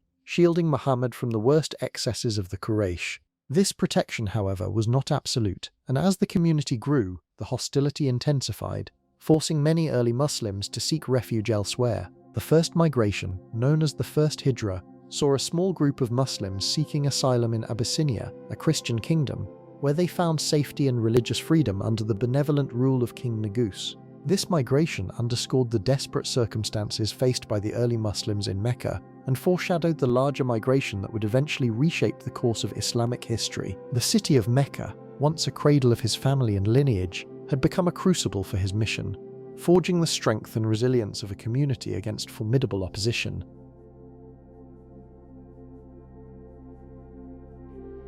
Tradition remembers the initial years of the Islamic message in Mecca as a period characterized by both profound spiritual intensity and considerable hardship, during which a small community of believers gathered around the Prophet in the face of deep skepticism and pronounced opposition from the powerful establishment of the Quraysh. The early Meccan revelations of the Quran possess a distinct quality of lyrical intensity and spiritual urgency, speaking with compelling force about the oneness of God, the undeniable reality of the Day of Judgment, the critical importance of care for the poor and the orphan, the corrupting nature of pride, and the profound beauty of humility. These verses were delivered in an Arabic of such extraordinary beauty and power that even those who vehemently opposed the message found themselves sometimes stopped in their tracks, captivated by the sheer aesthetic force of the words themselves. Among the first to embrace this new message was Khadijah, the Prophet's devoted wife, whose unwavering support provided an essential foundation. There was also the young Ali ibn Abi Talib, then a child living in Muhammad's household, who would grow to become a pivotal figure. The esteemed merchant Abu Bakr, a close friend of Muhammad, also joined the nascent community, bringing his wisdom and steadfastness. Then there was Bilal ibn Rabah, a freed slave whose powerful voice would eventually resonate as the first call to prayer in Mecca, a testament to his profound faith and courage.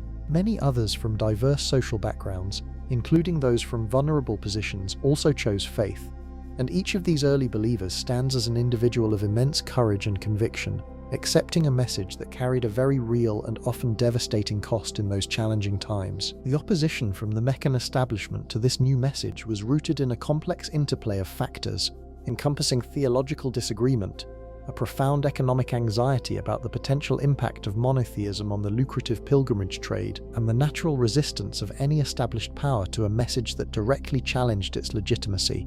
This period saw the early Muslim community endure significant persecution, particularly those from vulnerable social strata such as freed slaves and the poor, who suffered considerably for their faith. The Prophet and those under the protection of powerful clans, while not immune to hardship, were somewhat shielded from the most brutal forms of oppression. In a deeply moving episode of early Islamic history, a group of these early Muslims sought refuge in Abyssinia, a Christian kingdom, where they found unexpected grace. The Christian king, Ashama ibn Abjar, known as the Negus, granted them asylum and protection after hearing the Quranic recitation of the story of Jesus and Mary. This moment, a beacon of human kindness across the boundaries of faith, stands as a poignant reminder of compassion found in a time of intense difficulty, inviting quiet contemplation on the beauty of such a story, a gentle light illuminating the quietness of the night.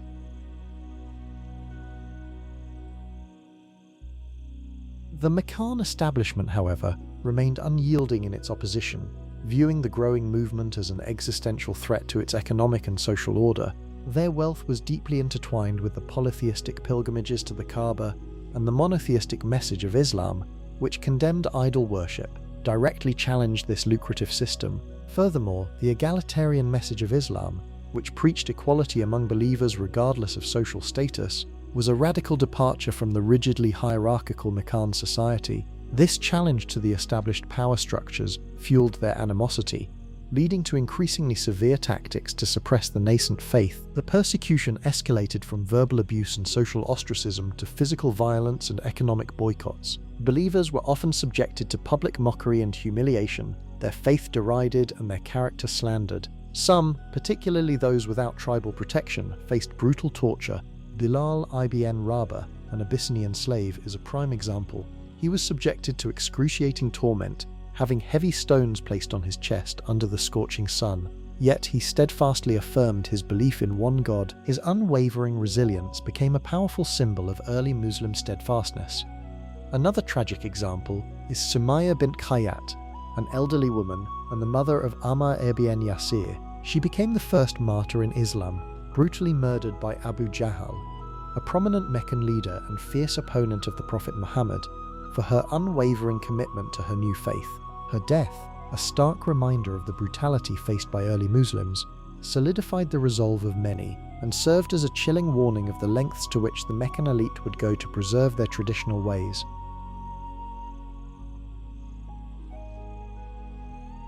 The Meccan leadership, primarily composed of the Quraysh tribe, saw Islam not merely as a competing religion, but as a direct threat to their political authority and economic prosperity. Their power was intricately linked to the polytheistic worship centered around the Kaaba, which attracted pilgrims from across the Arabian Peninsula, generating immense wealth through trade and offerings. The Prophet Muhammad's monotheistic message, which denounced idol worship, directly undermined this established order. The Quraysh, particularly those from the powerful Banu Makhzum and Banu Abd Shams clans, felt their ancestral traditions and their very identity being eroded. They feared a loss of prestige, influence and control over the lucrative pilgrimage routes and the religious sanctuary. This fear was not unfounded, as the new faith promised a radical restructuring of society, one where lineage and wealth would be secondary to piety and moral conduct. The strategies employed by the Meccan elite to suppress Islam were multifaceted and increasingly severe. Initially, they attempted to discredit the Prophet Muhammad through propaganda, labeling him a sorcerer, a madman, or a poet possessed by jinn. They spread rumors and fabricated stories to turn people away from his message, often using satire and ridicule in their poetic traditions to mock the new faith and its adherents. When these verbal attacks proved insufficient to stem the tide of conversions, they resorted to social pressure and economic sanctions. Families were encouraged to disown their Muslim relatives, and businesses were pressured to boycott Muslim merchants. This created immense hardship for the early Muslim community, forcing many into destitution and social isolation. One of the most significant and devastating measures taken by the Quraysh was the economic and social boycott imposed on the Banu Hashim clan, to which the Prophet Muhammad belonged, and the Banu al-Muttalib clan. This boycott, which lasted for 3 years, forced the entire community into a narrow valley outside Mecca, known as Shaib Abi Talib. During this period, no one was allowed to buy from them, sell to them, or even marry into their families. Food and supplies were severely restricted, leading to widespread hunger and suffering, particularly among the women and children. The cries of starving children could reportedly be heard echoing through the valley. This extreme measure was designed to break the spirit of the Muslims and force the Prophet Muhammad's family to abandon their support for him. However, despite the immense hardship, the boycott ultimately failed to achieve its objective. The resilience and unwavering faith of the Muslims, combined with the quiet support and occasional clandestine aid from some sympathetic Meccans who smuggled food, allowed them to endure this brutal ordeal. The boycott finally ended when a group of more moderate Meccans, shocked by the severity and inhumanity of the sanctions, discovered the Pact of Excommunication, written on a parchment and hung inside the Kaaba, had been largely consumed by termites, leaving only the words "in the name of Allah" intact. This was seen as a divine sign by some and provided the impetus for the boycott's eventual lifting. The persecution also extended to a psychological warfare campaign aimed at demoralizing the Prophet Muhammad himself. They offered him immense wealth, power, and even beautiful women if he would abandon his mission, but he steadfastly refused, famously declaring that even if they placed the sun in his right hand and the moon in his left, he would not abandon his call. His unwavering resolve in the face of such temptations and threats became a source of inspiration for his followers. The Meccan leaders also attempted to engage in theological debates, challenging the authenticity of his revelations and demanding miracles as proof of his prophethood.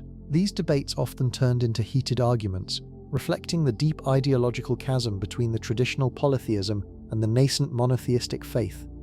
The escalating persecution eventually led to a series of migrations. The first was the emigration to Abyssinia, modern-day Ethiopia, a Christian kingdom known for its just ruler, the Negus.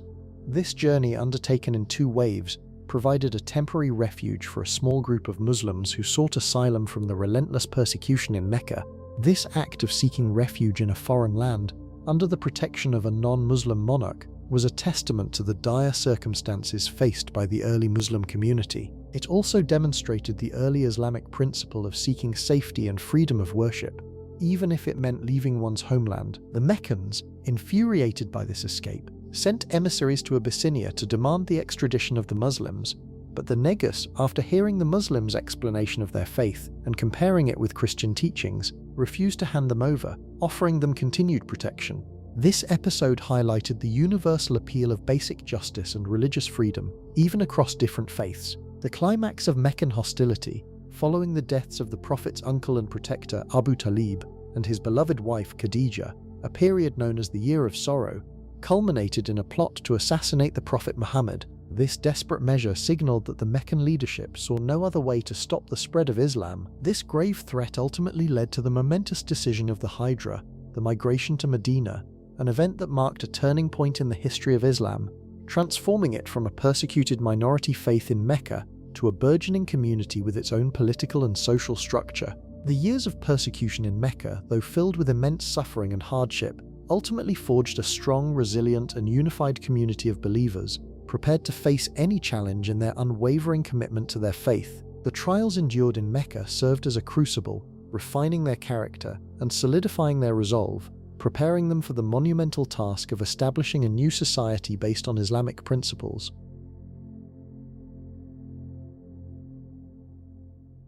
The Hijra, the migration of the Prophet Muhammad and his community from Mecca, began a gentle movement that would forever reshape the world. A journey so profoundly significant that Islamic tradition marks it as the inaugural moment of the Islamic calendar, the year from which all subsequent years in the Muslim world are counted. This epic migration led them to the city of Yathrib, a place that would soon be known as Medina al-Nabi, the city of the Prophet. Unlike the stark mercantile landscape of Mecca, Yathrib at the time of the migration was a verdant oasis, a mosaic of date palm groves, small farms, and thriving gardens. It was a city intricately divided among several Arab tribes, notably the Ars and the Khazraj, and two significant Jewish tribes, the Banu Nadir and the Banu Qurayza.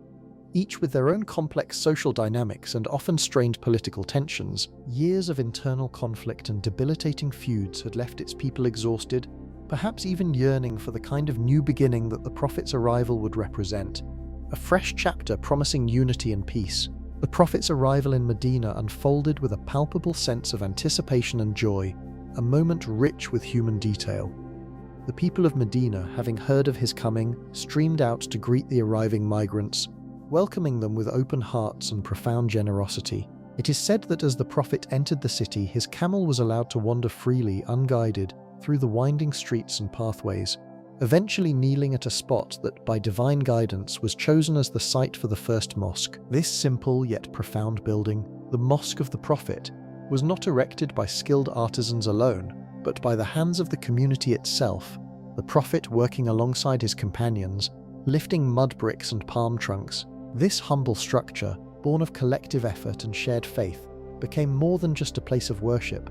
It became the vibrant, pulsating heart of a new kind of community, a nascent society that would in time change the very course of human history. From this nascent community emerged one of the most remarkable political documents of the ancient world, the Constitution of Medina. This treaty, established by the Prophet, intricately wove together the diverse communities of Medina, encompassing Muslims, Jews, and pagans alike, into a single cohesive political entity. It laid down foundational principles of mutual defense, ensuring that an attack on one was an attack on all, and fostered an environment of peaceful coexistence, defining with clarity the rights and responsibilities of each group within this new pluralistic society. This extraordinary document stands as one of the earliest attempts in human history to forge a pluralistic political community, one built not on tribal allegiance alone, but on the bedrock of written constitutional principles, a testament to an enlightened vision of governance. As the chapter draws to a close,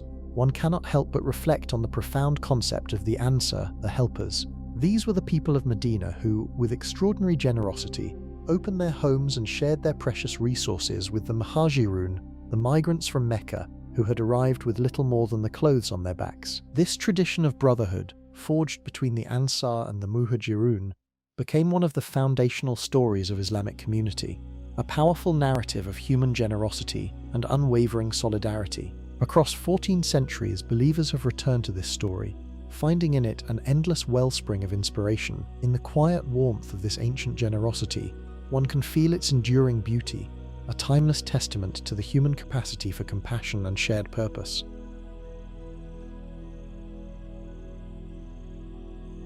political community, one built not on tribal allegiance alone, but on the bedrock of written constitutional principles, a testament to an enlightened vision of governance. As the chapter draws to a close, one cannot help but reflect on the profound concept of the Ansar, the helpers. These were the people of Medina who, with extraordinary generosity, opened their homes and shared their precious resources with the Muhajirun, the migrants from Mecca, who had arrived with little more than the clothes on their backs. This tradition of brotherhood, forged between the Ansar and the Muhajirun, became one of the foundational stories of Islamic community, a powerful narrative of human generosity and unwavering solidarity. Across 14 centuries, believers have returned to this story, finding in it an endless wellspring of inspiration. In the quiet warmth of this ancient generosity, one can feel its enduring beauty, a timeless testament to the human capacity for compassion and shared purpose. The depth of this solidarity extended beyond mere hospitality. It was a deliberate act of integration, a conscious effort to weave two distinct groups into a single cohesive social fabric. The Prophet Muhammad, peace be upon him, orchestrated this bond through a system of brotherhood, pairing each Muhajir with an Ansar. This was not a superficial acquaintance, but a deeply meaningful connection, often involving shared inheritance and mutual support in all aspects of life. Imagine the scene: a family, having left behind their entire life in Mecca, arriving in a new city, vulnerable and without means. They are met not with suspicion or indifference, but with open arms, a shared meal, and a designated brother who pledges to stand by them. This was a revolutionary concept in a society often defined by tribal rivalries and individualistic pursuits. The Ansar, in many instances, offered to divide their properties, their date palm groves, and their livelihoods with their new brethren, a sacrifice that speaks volumes about their faith and commitment to the nascent Muslim community. This spirit of altruism was not without its challenges. The economic implications of supporting a large influx of migrants were significant for Medina, a city whose resources, while considerable, were not infinite. Yet the Ansar embraced this responsibility with an extraordinary spirit, prioritizing the needs of their brethren over their own immediate comforts. This shared sacrifice fostered a unique sense of unity and purpose, strengthening the foundations of the emerging Islamic State. The Quran itself bears witness to this remarkable act of selflessness, commending those who give precedence to others even when they themselves are in need. This divine endorsement further solidified the practice and elevated it to an enduring ideal within Islamic ethics. The legacy of the Ansar, therefore, is not just a historical footnote, it is a living principle, a constant reminder of the transformative power of empathy and collective responsibility. The lessons gleaned from the Ansar's actions reverberate through history, inspiring countless acts of charity and communal support in Muslim societies worldwide. From the establishment of waqfs, or charitable endowments, to the intricate networks of social welfare that characterized Islamic civilizations, the spirit of mutual aid often traces its roots back to this pivotal moment in Medina. The idea that a community thrives when its members look out for one another, when the strong support the weak, and when resources are shared equitably, finds its powerful genesis in the example set by the Ansar.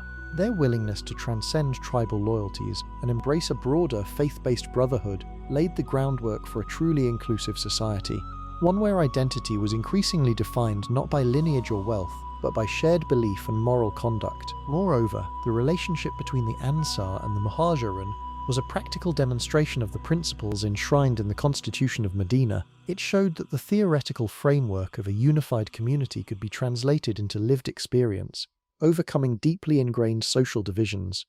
The Ansar, who were primarily from the Aws and Khazraj tribes, had a long history of internecine conflict before the advent of Islam. Their embrace of the Muhajirun, therefore, was not just an act of kindness, but a profound testament to the unifying power of the new faith, which extinguished old animosities and forged new bonds based on a shared vision. This transformation from warring factions to a cohesive, mutually supportive brotherhood was one of the most remarkable achievements of the early Islamic period, showcasing the potential for profound societal change when guided by a moral and ethical framework. The narrative of the Ansar and Muhajirun thus stands as a timeless beacon, illuminating the path towards a more just and compassionate world, a testament to the enduring human capacity for solidarity and shared destiny.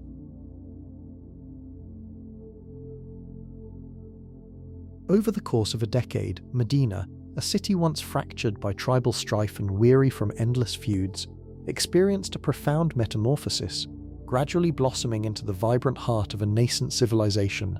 The rhythms of daily life began to synchronize with the new revelations, as the call to prayer echoed 5 times a day, drawing people to communal worship, and the practices of fasting, charity, and mutual support wove a new tapestry of existence that many found deeply fulfilling. This structured yet spiritually rich way of life provided a sense of purpose and belonging, shaping individual lives and collective identity in ways that resonated deeply with the human spirit, replacing old animosities with a shared sense of divine connection and communal responsibility.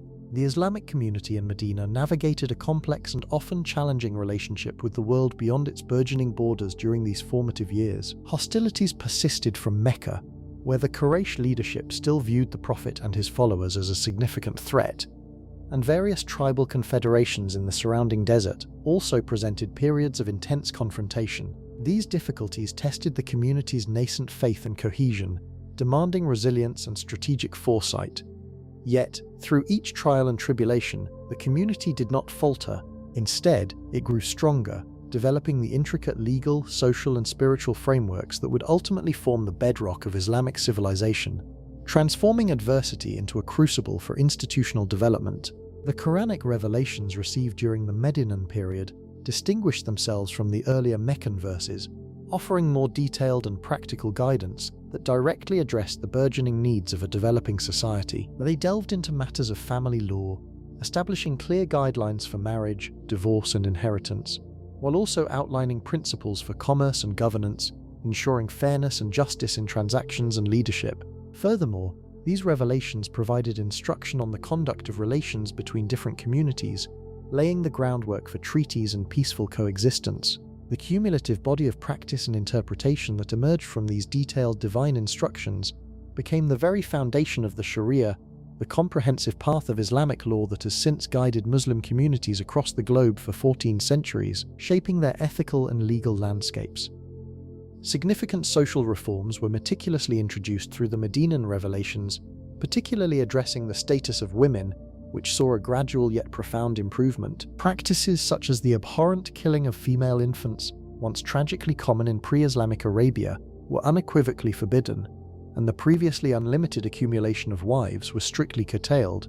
Women were granted explicit rights to inheritance, a revolutionary concept in that era, and their consent became a prerequisite for marriage, empowering them with agency over their own lives.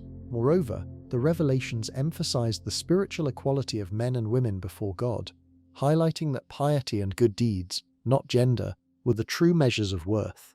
While these reforms must be understood within their specific historical context, they undeniably represented a momentous advancement in the rights and dignity of women in 7th century Arabia, setting a new paradigm for societal justice. In its full bloom, Medina during this period was a city alive with a vibrant energy, a true living community. The air hummed with the sounds of daily prayers, the rhythmic recitation of the Quran, the bustling energy of commerce, and the earnest discussions of scholarship.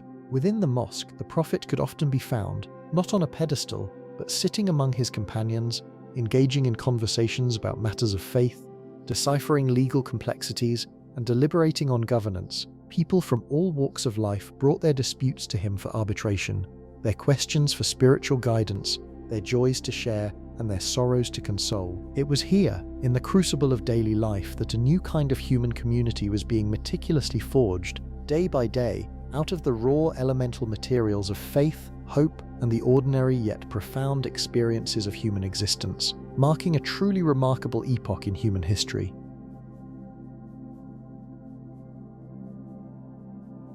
Ayah, setting a new paradigm for societal justice. In its full bloom, Medina during this period was a city alive with a vibrant energy, a true living community. The air hummed with the sounds of daily prayers, the rhythmic recitation of the Quran, the bustling energy of commerce, and the earnest discussions of scholarship.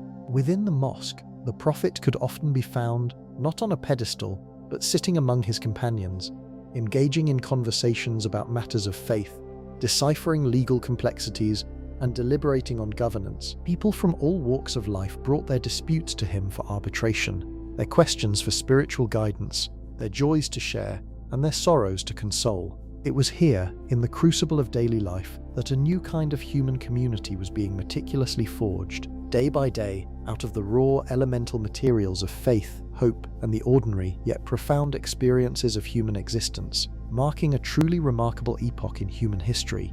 The spirit of brotherhood, or muaka*, established between the Meccan emigrants, the Muhajirin, and the Medinan helpers, the Ansar, was not merely a symbolic gesture, it was a foundational pillar of this new society. This bond transcended tribal affiliations and blood ties, creating a social fabric woven with mutual support and shared responsibility. The Ansar generously shared their homes, their livelihoods, and their resources with their Meccan brethren, many of whom had arrived in Medina with little more than the clothes on their backs.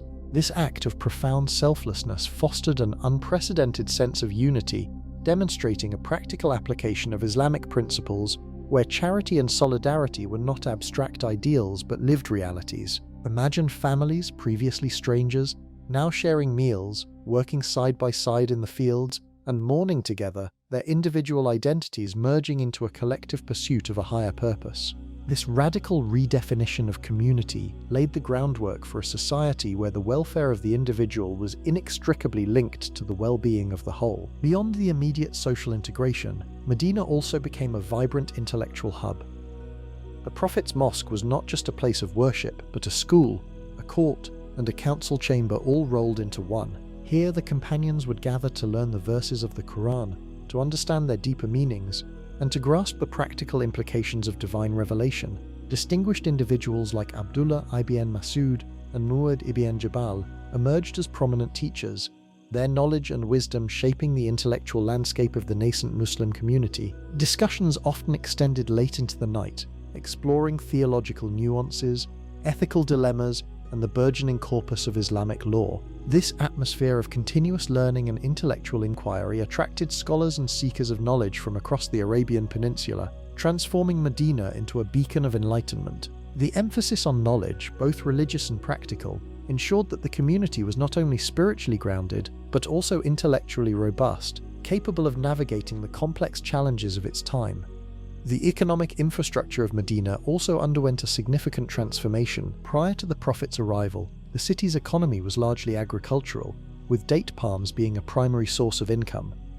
The arrival of the Meccan merchants, who possessed considerable commercial acumen, injected new dynamism into the Medinan marketplace. The Prophet actively encouraged fair trade practices and ethical business dealings, establishing market regulations that ensured justice for both buyers and sellers. He himself participated in the marketplace, setting an example of integrity and honesty. This emphasis on ethical commerce fostered trust and stability, attracting more traders and stimulating economic growth. The communal sharing of resources among the Muhajirin and Ansar further bolstered the economic resilience of the community, ensuring that no one was left to suffer in destitution. This economic model, rooted in fairness and mutual support, stood in stark contrast to the exploitative practices often prevalent in other societies of the era. Furthermore, the defense of Medina became a paramount concern. The fledgling Muslim community faced constant threats from external forces, particularly from the powerful Meccan oligarchy, who viewed the Prophet's growing influence as a direct challenge to their authority and way of life. The Prophet, therefore, meticulously organized the defense of the city, establishing a structured military force and developing strategic alliances with various tribes. The construction of the trench during the Battle of the Trench, a testament to strategic brilliance and communal effort, exemplifies the collective resolve of the Medinan community to protect their newfound sanctuary. Every able-bodied man, and even some women, contributed to the digging of the trench, showcasing an extraordinary level of unity and shared purpose in the face of existential threat. This collective defense was not merely about survival. It was about safeguarding the ideals and principles upon which their society was built. The Prophet's personal life in Medina also served as a powerful example for his followers. He lived a life of remarkable simplicity and humility, despite his growing authority. He participated in manual labor, mended his own clothes, and shared his meals with the poor. His door was always open to those seeking advice, solace, or simply a listening ear. His interactions with his wives, children, and companions were characterized by compassion, justice, and respect. He was not an aloof leader, but an integral part of the community, living among them, sharing their joys and sorrows, and leading by example in every aspect of life. This personal conduct deeply resonated with his followers, inspiring them to emulate his virtues and strengthening their commitment to the Islamic way of life. His leadership was not based on coercion but on love, respect, and a profound sense of shared destiny. Thus, Medina, under the Prophet's guidance, transformed from a fractured collection of tribes into a cohesive, vibrant, and ethically driven society.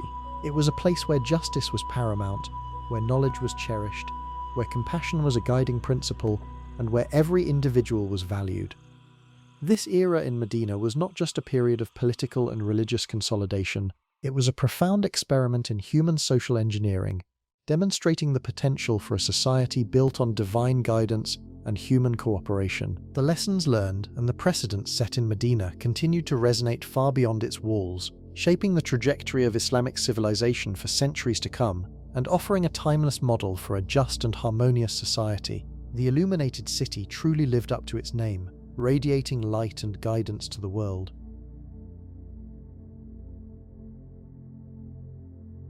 The year 630 of the Common Era marked a pivotal moment, remembered in Islamic history as the conquest of Mecca, though the events unfolded with a nuance quite unlike the military campaigns that word often conjures. 2 years prior, the Treaty of Hudaybiyah had showcased a remarkable act of diplomatic restraint on the part of the nascent Muslim community. This treaty, unpopular with some of the Prophet's companions who felt its terms favored Mecca too heavily, was nonetheless insisted upon by the Prophet as a pathway to peace. Tradition holds that the Quran itself described this treaty as a manifest victory, a description that initially puzzled many, but subsequent events would ultimately vindicate its profound foresight. When the Prophet entered Mecca, it was not in a grand display of triumph, but with profound humility, his head bowed low, reportedly reciting verses of gratitude and praise.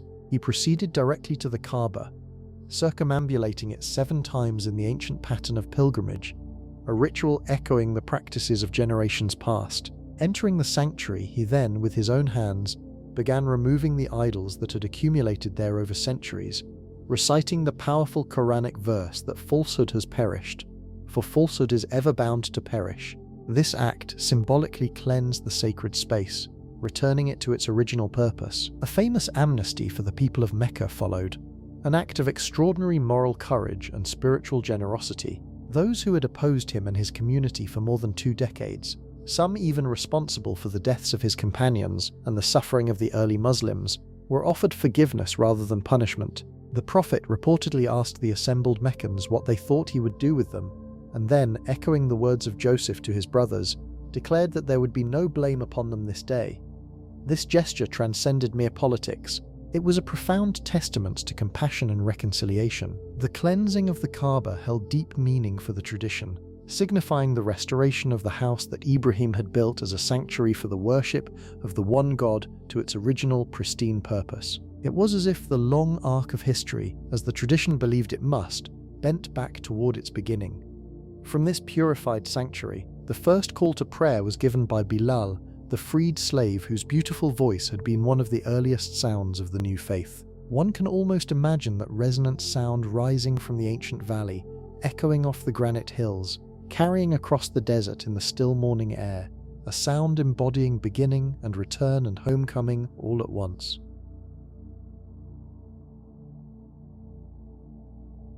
From this purified sanctuary, the first call to prayer was given by Bilal, the freed slave whose beautiful voice had been one of the earliest sounds of the new faith.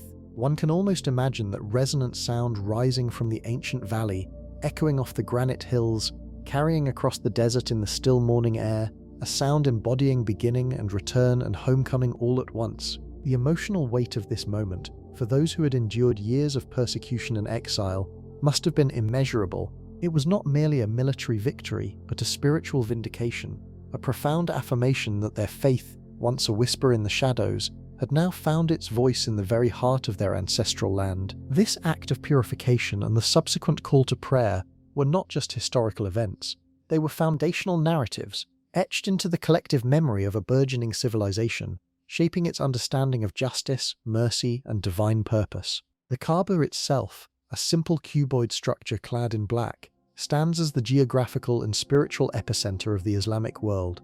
Its unadorned form belies a profound symbolic depth, representing both the oneness of God and the unity of humanity in worship. Pilgrims from every corner of the globe converge upon this singular point, transcending national, ethnic, and social distinctions. For them, the Kaaba is more than an ancient building. It is the Qibla, the direction of prayer, a constant reminder of a shared spiritual orientation. This orientation creates a global community, a sense of belonging that stretches across continents and centuries. The act of circumambulation, or tawaf, around the Kaaba is a powerful physical manifestation of this unity. Millions move in a counterclockwise flow, a human current swirling around the ancient stone, each individual a drop in a vast ocean of devotion. This circular motion is not arbitrary. It is seen by many as mimicking the orbits of celestial bodies, connecting the earthly ritual to the cosmic order, further emphasizing the Kaaba's role as an axis mundi, a point where heaven and earth converge. Within the Kaaba's eastern corner is embedded the Black Stone, or Al-Hajar al-Aswad, a relic of immense veneration. Tradition holds that this stone was sent down from heaven, once white but darkened by the sins of humanity. While not an object of worship itself, pilgrims strive to kiss or touch it, a gesture of profound respect and a symbolic connection to the origins of their faith. This act is a testament to the tactile, embodied nature of spirituality, where physical proximity to sacred objects deepens the emotional and spiritual experience. The stone's presence adds another layer to the Kaaba's ancient mystique, hinting at a pre-Islamic past that was later integrated and reinterpreted within the Islamic framework. It speaks to a continuity of sacred space, a recognition that certain places hold an inherent holiness that transcends specific religious interpretations. The area immediately surrounding the Kaaba is known as the Martaf, the open space where pilgrims perform the tawaf. This area is constantly teeming with people, a vibrant tableau of humanity in motion.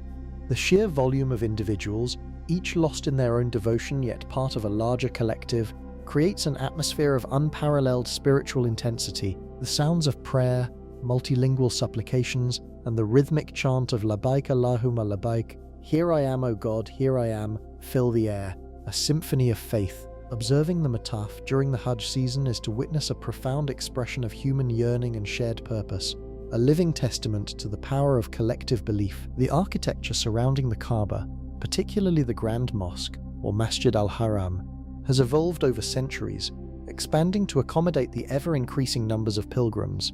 Yet, despite its colossal scale, the focus remains squarely on the humble cuboid at its center, a testament to its enduring power and significance. The modern expansions, with their soaring minarets and vast prayer halls, represent a continuous effort to facilitate access to this sacred space for all who seek it, reflecting an ongoing commitment to the principles of inclusivity and universal access that are central to the pilgrimage.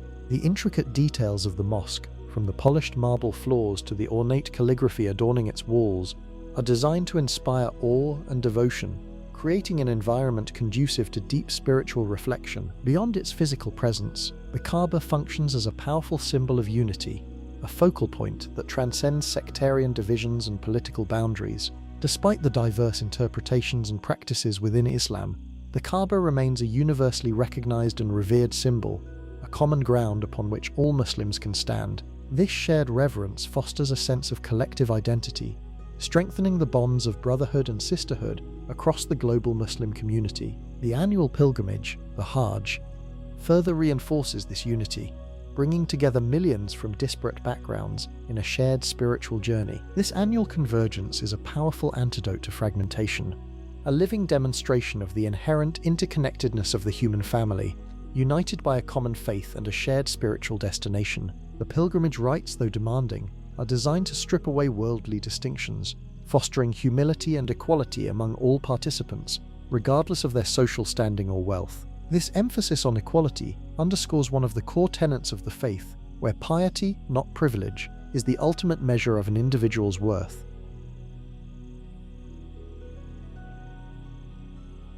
Medina, the second of the two holy cities, rests peacefully in a broad valley within the Hejaz, cradled by dramatic volcanic lava fields known as Harat, which lend the landscape an otherworldly and striking beauty. Here, the climate offers a gentle reprieve, somewhat more temperate than the fervent heat of Mecca, allowing the iconic date palms, which have always been Medina's most characteristic feature, to cast their long, tranquil shadows across the afternoon streets. The Mosque of the Prophet, the Masjid al-Nabawi, stands as a testament to both humble beginnings and magnificent growth. It began as a simple structure, built by the Prophet and his companions with their own hands from palm trunks and mud brick, a place of communal prayer and gathering. Through the centuries, it has expanded into the colossal complex that graces the city today, one of the largest mosques in the world, capable of embracing hundreds of thousands of worshippers within its sacred walls. Yet, for believers, the most profound and sacred spot within this vast expanse remains the simple green dome, beneath which tradition holds the Prophet was laid to rest. Pilgrims approach this hallowed ground with a reverence and tenderness that speaks volumes of the depth of their love and devotion. The sacred geography of Medina unfolds like a gentle map of faith, guiding the heart through sites steeped in Islamic tradition. There is the Mosque of Quba, which tradition reveres as the very first mosque ever built, a place of quiet contemplation and early devotion. Not far from there stands the Mosque of the Two Qiblas, a place where, according to tradition, the direction of prayer was miraculously changed from Jerusalem towards Mecca during a congregational prayer, marking a pivotal moment in Islamic history. The cemetery of Baqi offers a poignant landscape where many of the Prophet's cherished companions and beloved family members found their eternal rest, each grave a whisper of history and sacrifice. Then, towering majestically, is Mount Uhud, the site of a significant battle, and where the Prophet's uncle Hamza, a lion of God, was buried. Each of these sites resonates with the reverence of a pilgrim and the deep knowledge of a scholar, inviting quiet reflection. Medina has always been more than just a city. It is a venerable center of scholarship and profound learning. From the earliest moments of Islamic history, the city drew scholars and eager students who came to sit at the feet of those who had known the Prophet, seeking to learn directly from them the intricate details of his practice and his teachings. It was here, in this luminous city, that the great collections of hadith, the meticulously recorded sayings and actions of the Prophet, were compiled from the living memories of those who had been present. Medina thus blossomed into one of the preeminent centers of Islamic jurisprudence, a city where the vibrant, living memory of the Prophet's community was carefully preserved and transmitted with extraordinary precision, ensuring its continuity for generations to come. Across the centuries, pilgrims and visitors to Medina have consistently described a unique spiritual atmosphere, a quality of peace and gentleness that many feel is unlike anywhere else on earth. Tradition holds that the Prophet himself declared Medina a sanctuary, proclaiming that its trees should not be cut and its game should not be hunted, affirming its status as a holy place just as Mecca is a holy place. One can easily imagine the quietude of a Medinan evening, the ethereal call to prayer rising from the minarets, the soft fading light of the setting sun illuminating the green dome, and the hushed sounds of pilgrims reciting their prayers in the gathering dusk. A profound sense of tranquility settling over the illuminated city, blossomed into one of the preeminent centers of Islamic jurisprudence. A city where the vibrant, living memory of the Prophet's community was carefully preserved and transmitted with extraordinary precision, ensuring its continuity for generations to come. Across the centuries, pilgrims and visitors to Medina have consistently described a unique spiritual atmosphere, a quality of peace and gentleness that many feel is unlike anywhere else on earth. Tradition holds that the Prophet himself declared Medina a sanctuary, proclaiming that its trees should not be cut and its game should not be hunted, affirming its status as a holy place just as Mecca is a holy place. One can easily imagine the quietude of a Medinan evening, the ethereal call to prayer rising from the minarets, the soft fading light of the setting sun illuminating the green dome, and the hushed sounds of pilgrims reciting their prayers in the gathering dusk. A profound sense of tranquility settling over the illuminated city. This spiritual resonance is not merely a matter of historical retrospection.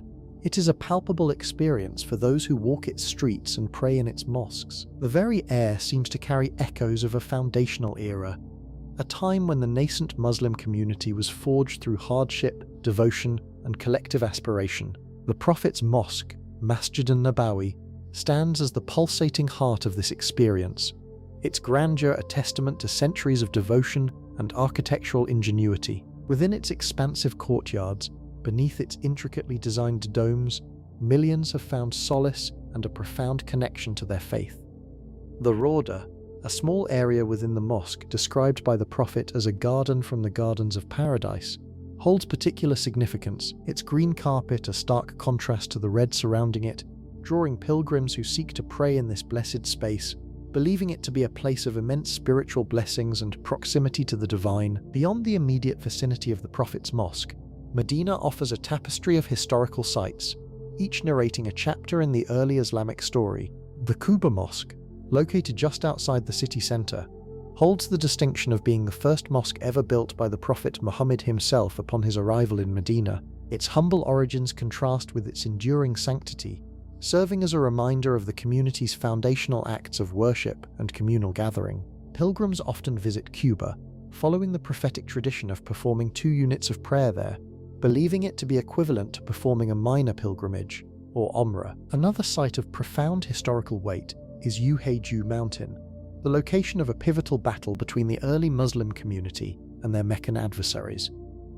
The stark rocky landscape of Uhaiju stands as a silent witness to sacrifice and unwavering faith.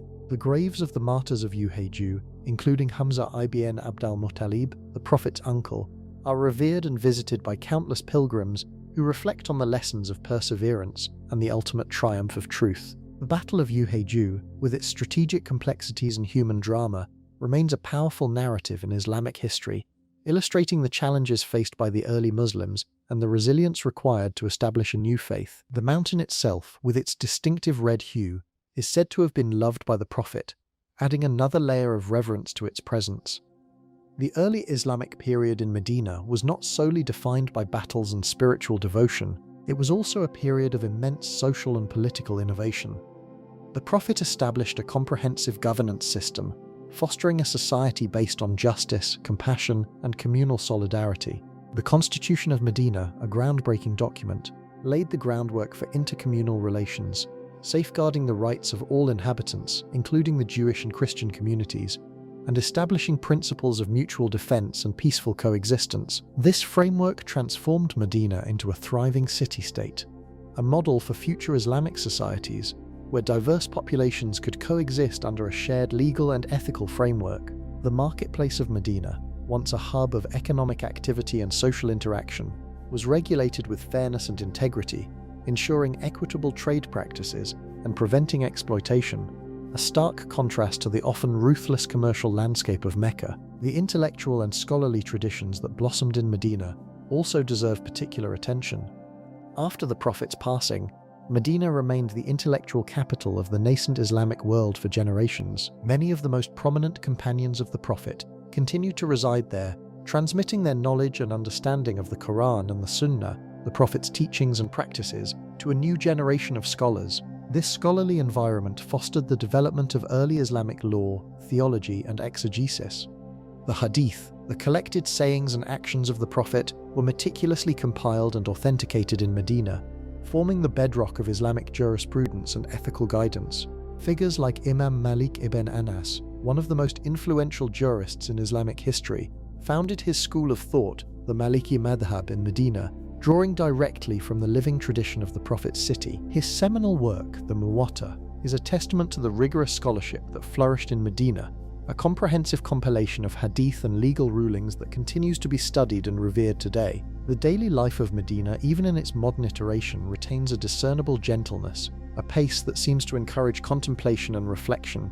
Unlike the bustling, often frenetic energy of some other major cities, Medina exudes a sense of calm, a deliberate slowness that allows for deeper engagement with its spiritual and historical essence. The hospitality of its people, a hallmark of Arabian culture, is particularly pronounced here, reflecting the prophetic injunctions regarding the treatment of guests and neighbors. Visitors often speak of the warmth and welcoming nature of the Medinan populace, contributing to the overall sense of peace and belonging that pervades the city. The dates of Medina, particularly the Ajwa variety, are famous worldwide, not just for their taste but also for their purported health benefits and their mention in prophetic traditions, further intertwining the city's natural bounty with its spiritual significance. The date palm groves that dot the landscape beyond the city centre are a reminder of the agricultural heritage that sustained the early community and continue to contribute to the local economy.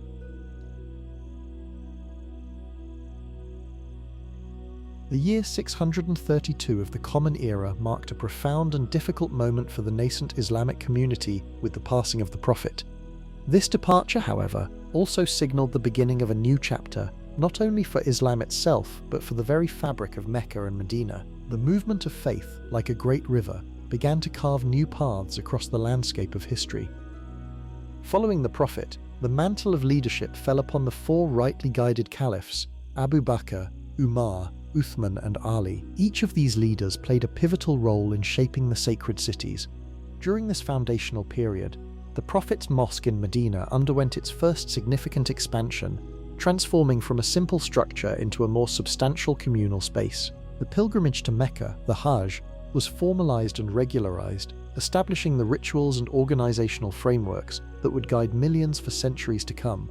It was during these years that Mecca and Medina began to acquire the institutional and architectural character that would define them across the ages, laying the groundwork for their enduring sanctity and functionality. The expansion of the Islamic world during this era was nothing short of astonishing, a tide moving across the map with breathtaking speed. Within a single generation of the Prophet's death, Muslim armies had advanced into Persia, Syria, Egypt and beyond. The borders of the Islamic realm stretched with a velocity that astounded contemporaries and continues to captivate historians. This rapid expansion brought with it an influx of enormous wealth and a rich diversity of cultures into the Islamic community. This wealth in turn flowed back to the sacred cities, manifesting in magnificent buildings, generous endowments, and the patronage of scholars and artists, further enhancing their stature and splendor. Then came the period of the Umayyad Caliphate, marked by a significant shift in the political landscape.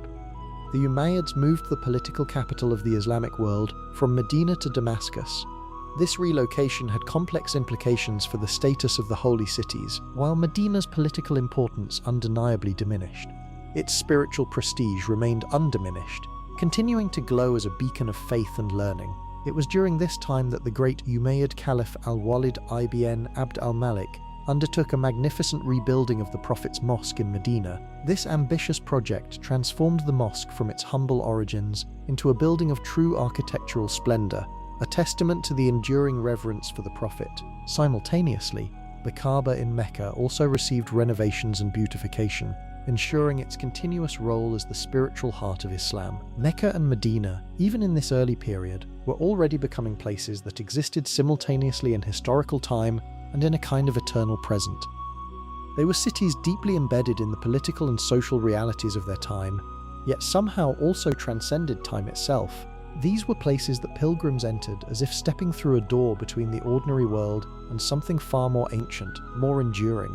The sacred cities were already charting their long arc across the centuries, poised to remain sanctuaries where the human spirit could connect with something profound and timeless.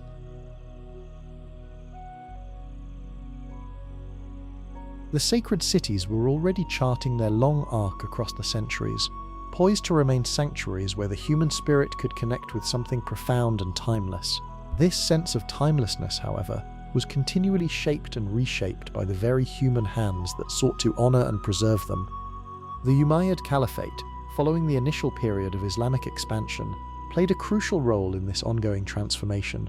While Damascus served as their political and administrative center, the spiritual gravity of Mecca and Medina never diminished. Indeed, the Umayyads understood the immense symbolic power these cities held, and they invested significantly in their development, not just out of piety, but also as a means of legitimizing their rule and projecting an image of stability and prosperity across their vast empire. The architectural endeavors under the Umayyads were not merely about structural repair, they were about elevation and aggrandizement. The reconstruction of the Prophet's mosque in Medina under Caliph Abd al-Malik, and later under his son al-Walid, was a monumental undertaking. It involved the acquisition of surrounding properties, a process that sometimes met with resistance, but ultimately yielded a much larger, more ornate complex. Skilled artisans and architects were brought in from across the nascent Islamic world, drawing on Byzantine and Sasanian artistic traditions to create a building that was both grand and distinctly Islamic in its emerging aesthetic. The new mosque featured intricate mosaics, marble columns, and a more defined mihrab, or prayer niche, orienting worshippers towards the Kaaba. This wasn't just a place of worship, it was a statement, a tangible manifestation of Islam's growing power and cultural sophistication. Similarly, the Kaaba in Mecca, while retaining its ancient cuboid form, also underwent significant beautification. The Umayyads understood that the Kaaba was the ultimate focal point of the Islamic world, the Qibla towards which all Muslims turned in prayer. Its upkeep and adornment were therefore paramount. The textiles covering it, the kiswa, became increasingly elaborate and costly, woven with gold and silver threads, a testament to the reverence bestowed upon this sacred structure. The area immediately surrounding the Kaaba, the Haram al-Sharif, was also expanded and improved, designed to accommodate the ever-growing numbers of pilgrims who journeyed to Mecca from distant lands. These improvements facilitated the rituals of the Hajj and Umrah, making the pilgrimage a more organized and accessible experience for the faithful. The very act of circumambulating the Kaaba, the Tawaf, was enhanced by the expanded space and the grandeur of the surrounding architecture. The pilgrimage itself, the Hajj, became a powerful unifying force during the Umayyad era. It brought together Muslims from diverse ethnic and geographical backgrounds, fostering a sense of shared identity and purpose. The journey to Mecca was often arduous and dangerous, a testament to the deep faith of those who undertook it. Along the pilgrimage routes, infrastructure began to develop, including wells, caravanserais, and protection for travelers, all reflecting the Caliphate's commitment to facilitating this fundamental pillar of Islam. The tales of these journeys, recounted upon return, further cemented Mecca's mythical status and encouraged others to embark on the same transformative path.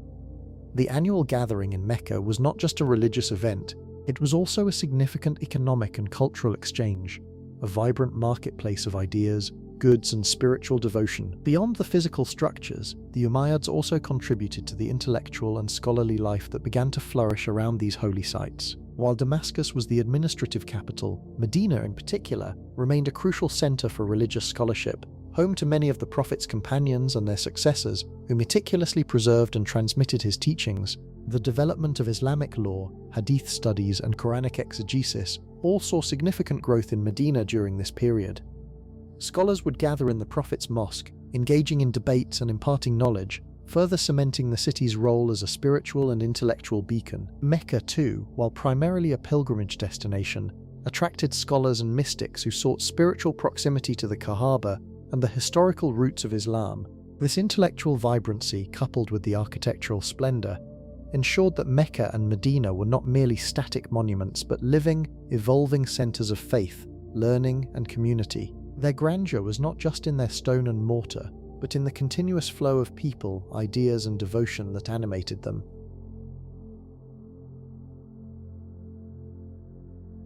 A new light slowly brightened on the horizon with the coming of the Abbasid Caliphate in the middle of the 8th century. While the Abbasids moved the political capital of the Islamic world further east to the magnificent new city of Baghdad, their relationship to the holy cities of Mecca and Medina was one of particular reverence and generosity. The Abbasid period represents one of the great flowerings of Islamic civilization in all its dimensions, a time when the intellectual, artistic, and spiritual life of the Muslim world reached heights that still inspire wonder.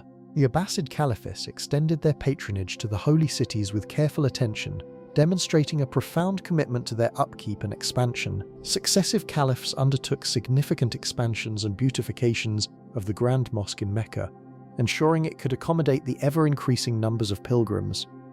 Likewise, the Prophet's Mosque in Medina received similar attention, with its sacred precincts growing in size and adornment. They established numerous endowments and charitable institutions, providing essential support for the scholars, students, and pilgrims who gathered in the two cities, fostering an environment of learning and spiritual devotion. Along the arduous pilgrimage routes, the Abbasids built vital infrastructure, including rest houses for weary travelers, hospitals to care for the sick, and sophisticated water systems to ensure a steady supply of clean water, all designed to ease the journey of those coming from distant lands. The great Abbasid Caliph Harun al-Rashid, whose name echoes through history, reportedly performed the Hajj pilgrimage on foot, a profound gesture of humility and piety that made a deep impression on the people of his time, emphasizing the spiritual significance of the journey above all else. An extraordinary intellectual life flourished in and around the holy cities during this Abbasid period. Medina, in particular, became a preeminent center of hadith scholarship and jurisprudence, drawing seekers of knowledge from across the vast Islamic world. It was during this era that the great legal schools of Islam developed their distinctive approaches to Islamic law, meticulously codifying the principles that would guide Muslim life for centuries. Scholars traveled great distances, enduring challenging journeys, to study with the masters of hadith science in Medina, dedicating their lives to preserving and transmitting the sayings and actions of the Prophet. The rigorous scholarship produced during this period, characterized by meticulous verification and deep intellectual inquiry, became the very foundation of Islamic jurisprudence that continues to guide Muslim practice to this very day. A testament to the enduring legacy of these sacred centers of learning, the Hajj pilgrimage during the Abbasid period unfolded with a vivid grandeur, a spectacle that would have appeared awe-inspiring to a traveler of the 9th or 10th century. Enormous caravans, sometimes stretching for miles, would assemble in cities across the Islamic world, from Cordoba to Samarkand, making their slow, deliberate way toward Mecca. This annual gathering was a kaleidoscope of humanity, a convergence of diverse languages, cultures, and dress, all united by a singular purpose. The shared rituals of the Hajj brought this diverse multitude into a single, cohesive community of faith. Pilgrims performed the circumambulation of the Kaaba, a rhythmic dance around the ancient house of God, their voices rising in supplication. They stood in humble devotion on the plains of Arafat, seeking forgiveness and spiritual renewal. They cast pebbles at Mina, symbolically repelling evil, each ritual connecting them to the ancient story of Ibrahim and the foundational acts that established the sanctity of the sanctuary. Mecca and Medina served as dynamic centers of cultural exchange during this golden period, acting as living hearts through which the lifeblood of Islamic civilization continuously circulated. The pilgrimage brought together not only scholars and mystics but also merchants and rulers from every corner of the Islamic world. The conversations and connections forged during the Hajj had profound and far-reaching effects on the intellectual and cultural life of the entire Islamic civilization. Books, ideas, and artistic influences traveled along the pilgrimage routes just as readily as they traveled along the established trade routes. These two holy cities, therefore, were not merely destinations for spiritual devotion, but also vibrant crucibles where diverse traditions met, mingled, and enriched the burgeoning tapestry of Islamic culture, fostering a unity that transcended geographical and ethnic boundaries.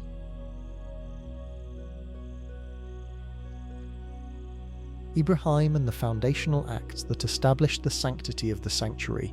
Mecca and Medina served as dynamic centers of cultural exchange during this golden period, acting as living hearts through which the lifeblood of Islamic civilization continuously circulated. The pilgrimage brought together not only scholars and mystics, but also merchants and rulers from every corner of the Islamic world. The conversations and connections forged during the Hajj had profound and far-reaching effects on the intellectual and cultural life of the entire Islamic civilization. Books, ideas, and artistic influences traveled along the pilgrimage routes just as readily as they traveled along the established trade routes. These two holy cities, therefore, were not merely destinations for spiritual devotion, but also vibrant crucibles where diverse traditions met, mingled, and enriched the burgeoning tapestry of Islamic culture, fostering a unity that transcended geographical and ethnic boundaries. This continuous influx of pilgrims from distant lands brought with it a kaleidoscope of languages, customs, and intellectual currents that deeply influenced the urban fabric and scholarly pursuits within Mecca and Medina. For instance, a scholar from Andalusia might encounter a Sufi master from Persia, leading to an exchange of philosophical insights that would later manifest in new theological treatises or poetic forms. Similarly, an artisan from North Africa could share innovative techniques with a craftsman from the Levant, leading to the evolution of unique artistic styles in calligraphy or architecture. The intellectual discourse was particularly vibrant, as the presence of leading Islamic thinkers from various schools of thought created an environment ripe for debate, discussion, and the synthesis of knowledge. Libraries flourished in both cities, stocked with manuscripts brought by pilgrims or copied by local scribes, covering subjects from astronomy and medicine to jurisprudence and philosophy. These libraries were not just repositories of knowledge, but active centers of learning where students and masters gathered, engaging in spirited intellectual exchanges that pushed the boundaries of understanding. The Grand Mosque in Mecca and the Prophet's Mosque in Medina, beyond their primary role as places of worship, also functioned as de facto universities, hosting daily lessons and circles of learning where complex religious and secular topics were expounded upon. Imagine the scene: a renowned hadith scholar from Baghdad lecturing to a diverse audience including students from Egypt, Yemen, and even as far as India, all united by their pursuit of knowledge and their reverence for these sacred sites. Furthermore, the economic impact of the pilgrimage was immense. Merchants accompanying the pilgrims established temporary markets, selling goods and commodities from their home regions, creating a bustling marketplace of international trade. Spices from the east, textiles from Egypt, precious metals from Africa, and furs from the north all found their way to the markets of Mecca and Medina, enriching the local economies and fostering a cosmopolitan atmosphere. This commercial activity was not just about material wealth, it also facilitated the exchange of ideas and technologies. New agricultural techniques, innovative methods of irrigation, and advancements in navigation were often disseminated through these trade networks, carried by merchants who had observed them in distant lands.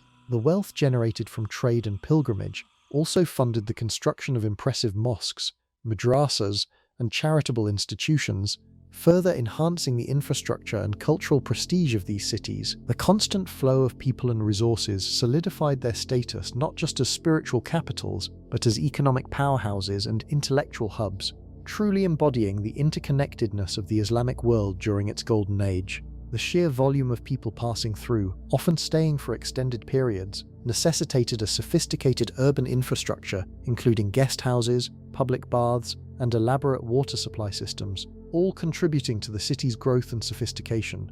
The interactions extended beyond formal lessons and market transactions. Everyday conversations in the bustling souks or quiet courtyards could spark new ideas or bridge cultural divides, creating a truly global village centuries before the term was coined.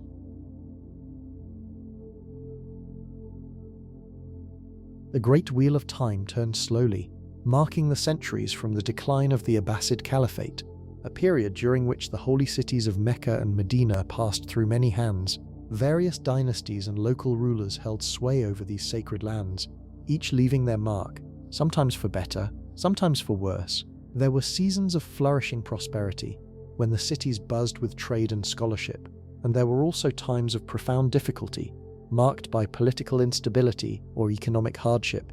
Yet, through all these shifts and changes, the timeless ritual of pilgrimage persisted, an unbroken chain of devotion stretching across the years. Year after year, century after century, the faithful continued their arduous journeys, arriving from every conceivable direction, from distant lands beyond the horizon, all drawn by an ancient, unwavering call to perform the sacred rites within the hallowed precincts. Then, in the 16th century, a new power emerged, casting its long shadow over the Hijaz, the Ottoman Empire. This moment arrived with particular significance in 1517, when the Ottoman Sultan Selim I formally received the keys of the holy cities from the last Mamluk ruler of Egypt. The Ottomans understood the immense weight of this inheritance, embracing their role as the custodians of the two holy cities with profound seriousness. They proudly adopted the title Servants of the Two Holy Sanctuaries, a designation that eloquently conveyed both their deep pride in this sacred responsibility and their clear understanding of the profound trust it entailed, a trust passed down through generations. With this stewardship came a fervent commitment to the physical and spiritual well-being of the holy sites.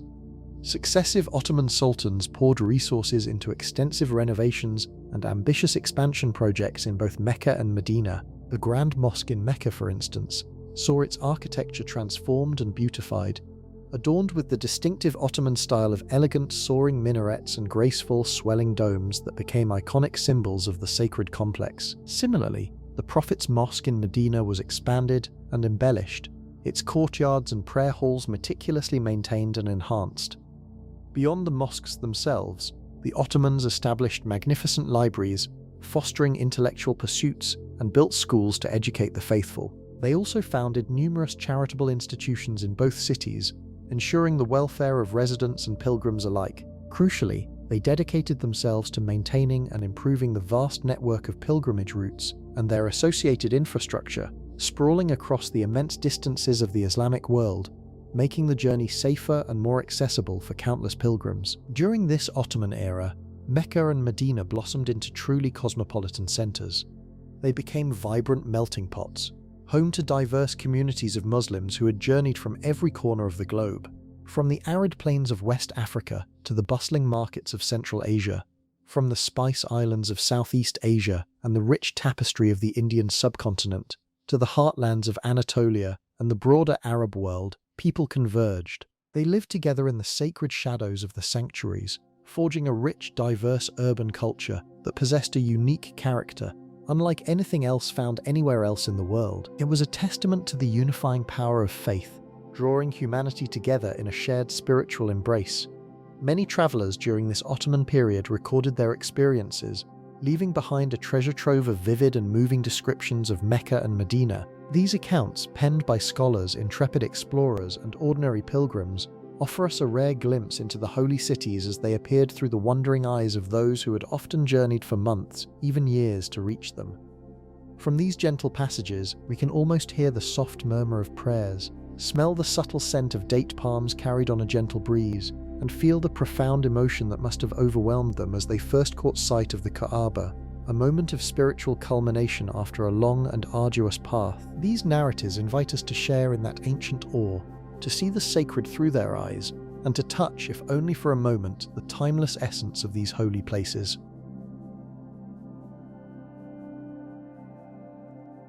At the dawn of the 20th century, Mecca and Medina entered a new chapter, one defined by the unification of the Arabian Peninsula under Ibn Saud and the founding of the Kingdom of Saudi Arabia in 1932. This momentous shift transformed these ancient sacred cities into focal points of a modern nation's identity, charged with a solemn custodianship that sought to honor their profound religious significance while responding to the demands of a rapidly expanding global Muslim population. The stewardship of Mecca and Medina became a delicate balance between preserving timeless sanctity and embracing the necessities of contemporary growth and infrastructure. Central to this era has been the vast expansion and modernization of the Masjid al-Haram in Mecca and the Prophet's Mosque in Medina. Once modest sanctuaries embedded within desert towns, these sites have grown into monumental complexes capable of hosting millions of pilgrims simultaneously. The Grand Mosque, home to the Kaaba, has witnessed multiple ambitious expansions, introducing expansive prayer halls, sophisticated crowd control systems, and cutting-edge facilities designed to accommodate the surging numbers of those performing Hajj and Umrah.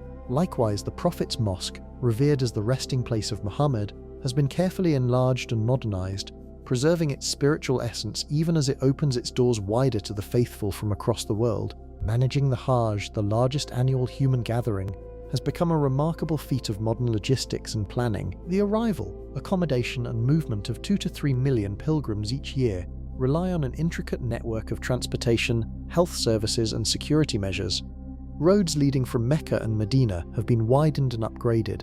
Highways now connect the holy cities to international airports, purpose-built to handle the seasonal influx. King Abdulaziz International Airport in Jeddah and Prince Mohammed bin Abdulaziz Airport in Medina have transformed the pilgrimage experience, turning once remote desert outposts into accessible gateways. Public health initiatives, including comprehensive medical facilities, vaccination programs, and emergency response teams, operate year-round to safeguard pilgrims enduring the physical and climatic challenges of the rituals. Crowd management, a challenge as ancient as the pilgrimage itself, has been revolutionized through advanced technology and meticulous planning.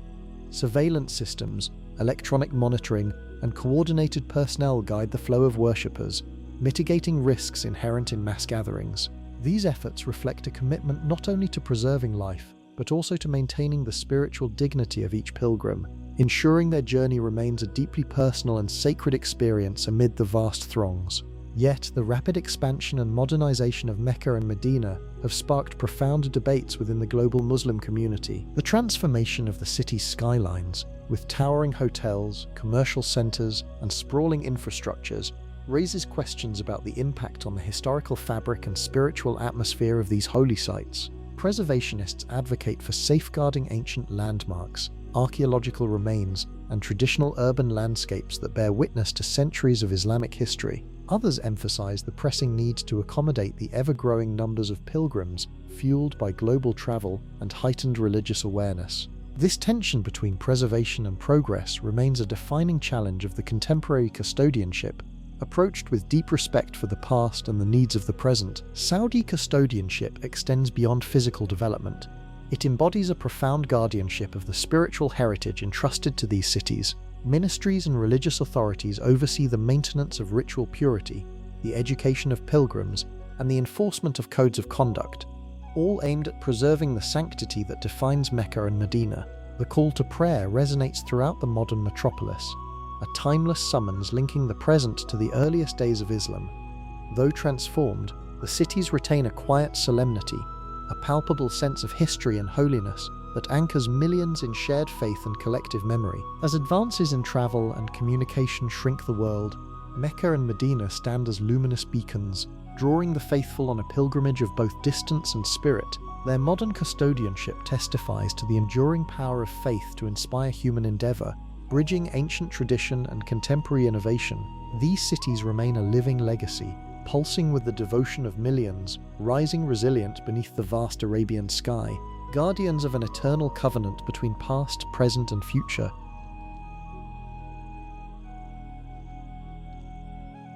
There are few places on Earth where the weight of time presses so palpably upon the present as it does in the ancient valley of Mecca and the neighboring oasis that is Medina. These two cities, bound by geography and faith, stand as twin pillars in the unfolding story of human spirituality and community. Their history is interwoven like the threads of a vast and intricate tapestry. Mecca, nestled within its rugged mountain cradle, has long been the axis mundi for millions, a sanctuary where the sacred and the earthly converge in a profound and timeless dance. The Kaaba, its enigmatic black cube, rises at the heart of this city, a structure whose origins are lost in the fog of antiquity, yet whose significance remains unshaken through the ages. For countless generations, this sanctuary has drawn the faithful from every corner of the world, a magnet for the human soul's yearning toward the divine. The rituals performed here, the circumambulation of the Kaaba, the sacred pilgrimage of Hajj, are not mere customs preserved in amber, but living acts of devotion that echo with the footsteps of prophets and pilgrims alike, binding the past to the present and the earthly to the eternal. Yet Mecca's story is only half of this profound narrative. A journey northward leads to Medina, the city of the Hijra, the migration that forever altered the course of history. It was here, amid date palms and desert winds, that a fledgling community took root, embodying ideals of brotherhood, justice, and collective resilience. Medina became more than a refuge. It was the first city-state forged by faith and consensus, a place where the spiritual and political intertwined to shape a new social order. Its streets and mosques bore witness to the nascent Ummah's struggles and triumphs, a living laboratory of human aspiration and divine guidance. The city's very name, the Radiant City, speaks to its enduring role as a beacon of hope, a sanctuary for those seeking belonging and purpose. Together, Mecca and Medina form a sacred geography that transcends time and space. Mecca's valley, with its ancient stones and the ceaseless flow of Zamzam water, is a testament to the enduring covenant between humanity and the divine, a reminder that faith is both a personal journey and a collective heritage. Medina's legacy, etched into its soil and whispered through its palm groves, tells of a community's resolve to live according to principles that honor dignity, compassion, and unity. These cities are not frozen relics, but living memories, places where history breathes and where the past is continually reimagined through the devotion of millions. Today, as the sun rises over the hills of the Hijaz, the pilgrims' footsteps still echo through the streets and valleys, carrying forward a story that began millennia ago and continues to unfold.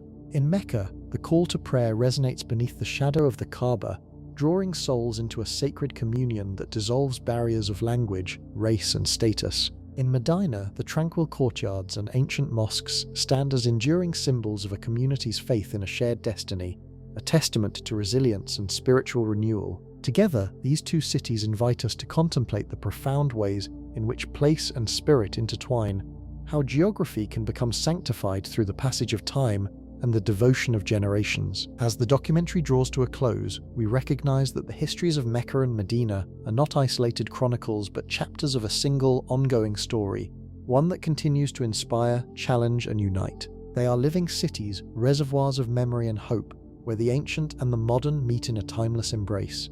In their stones, their waters, their people, and their enduring communities, the legacy of faith and unity pulses with life, inviting all who journey there to become part of a story far greater than any one individual, a story of humanity's relentless quest for meaning, belonging, and transcendence.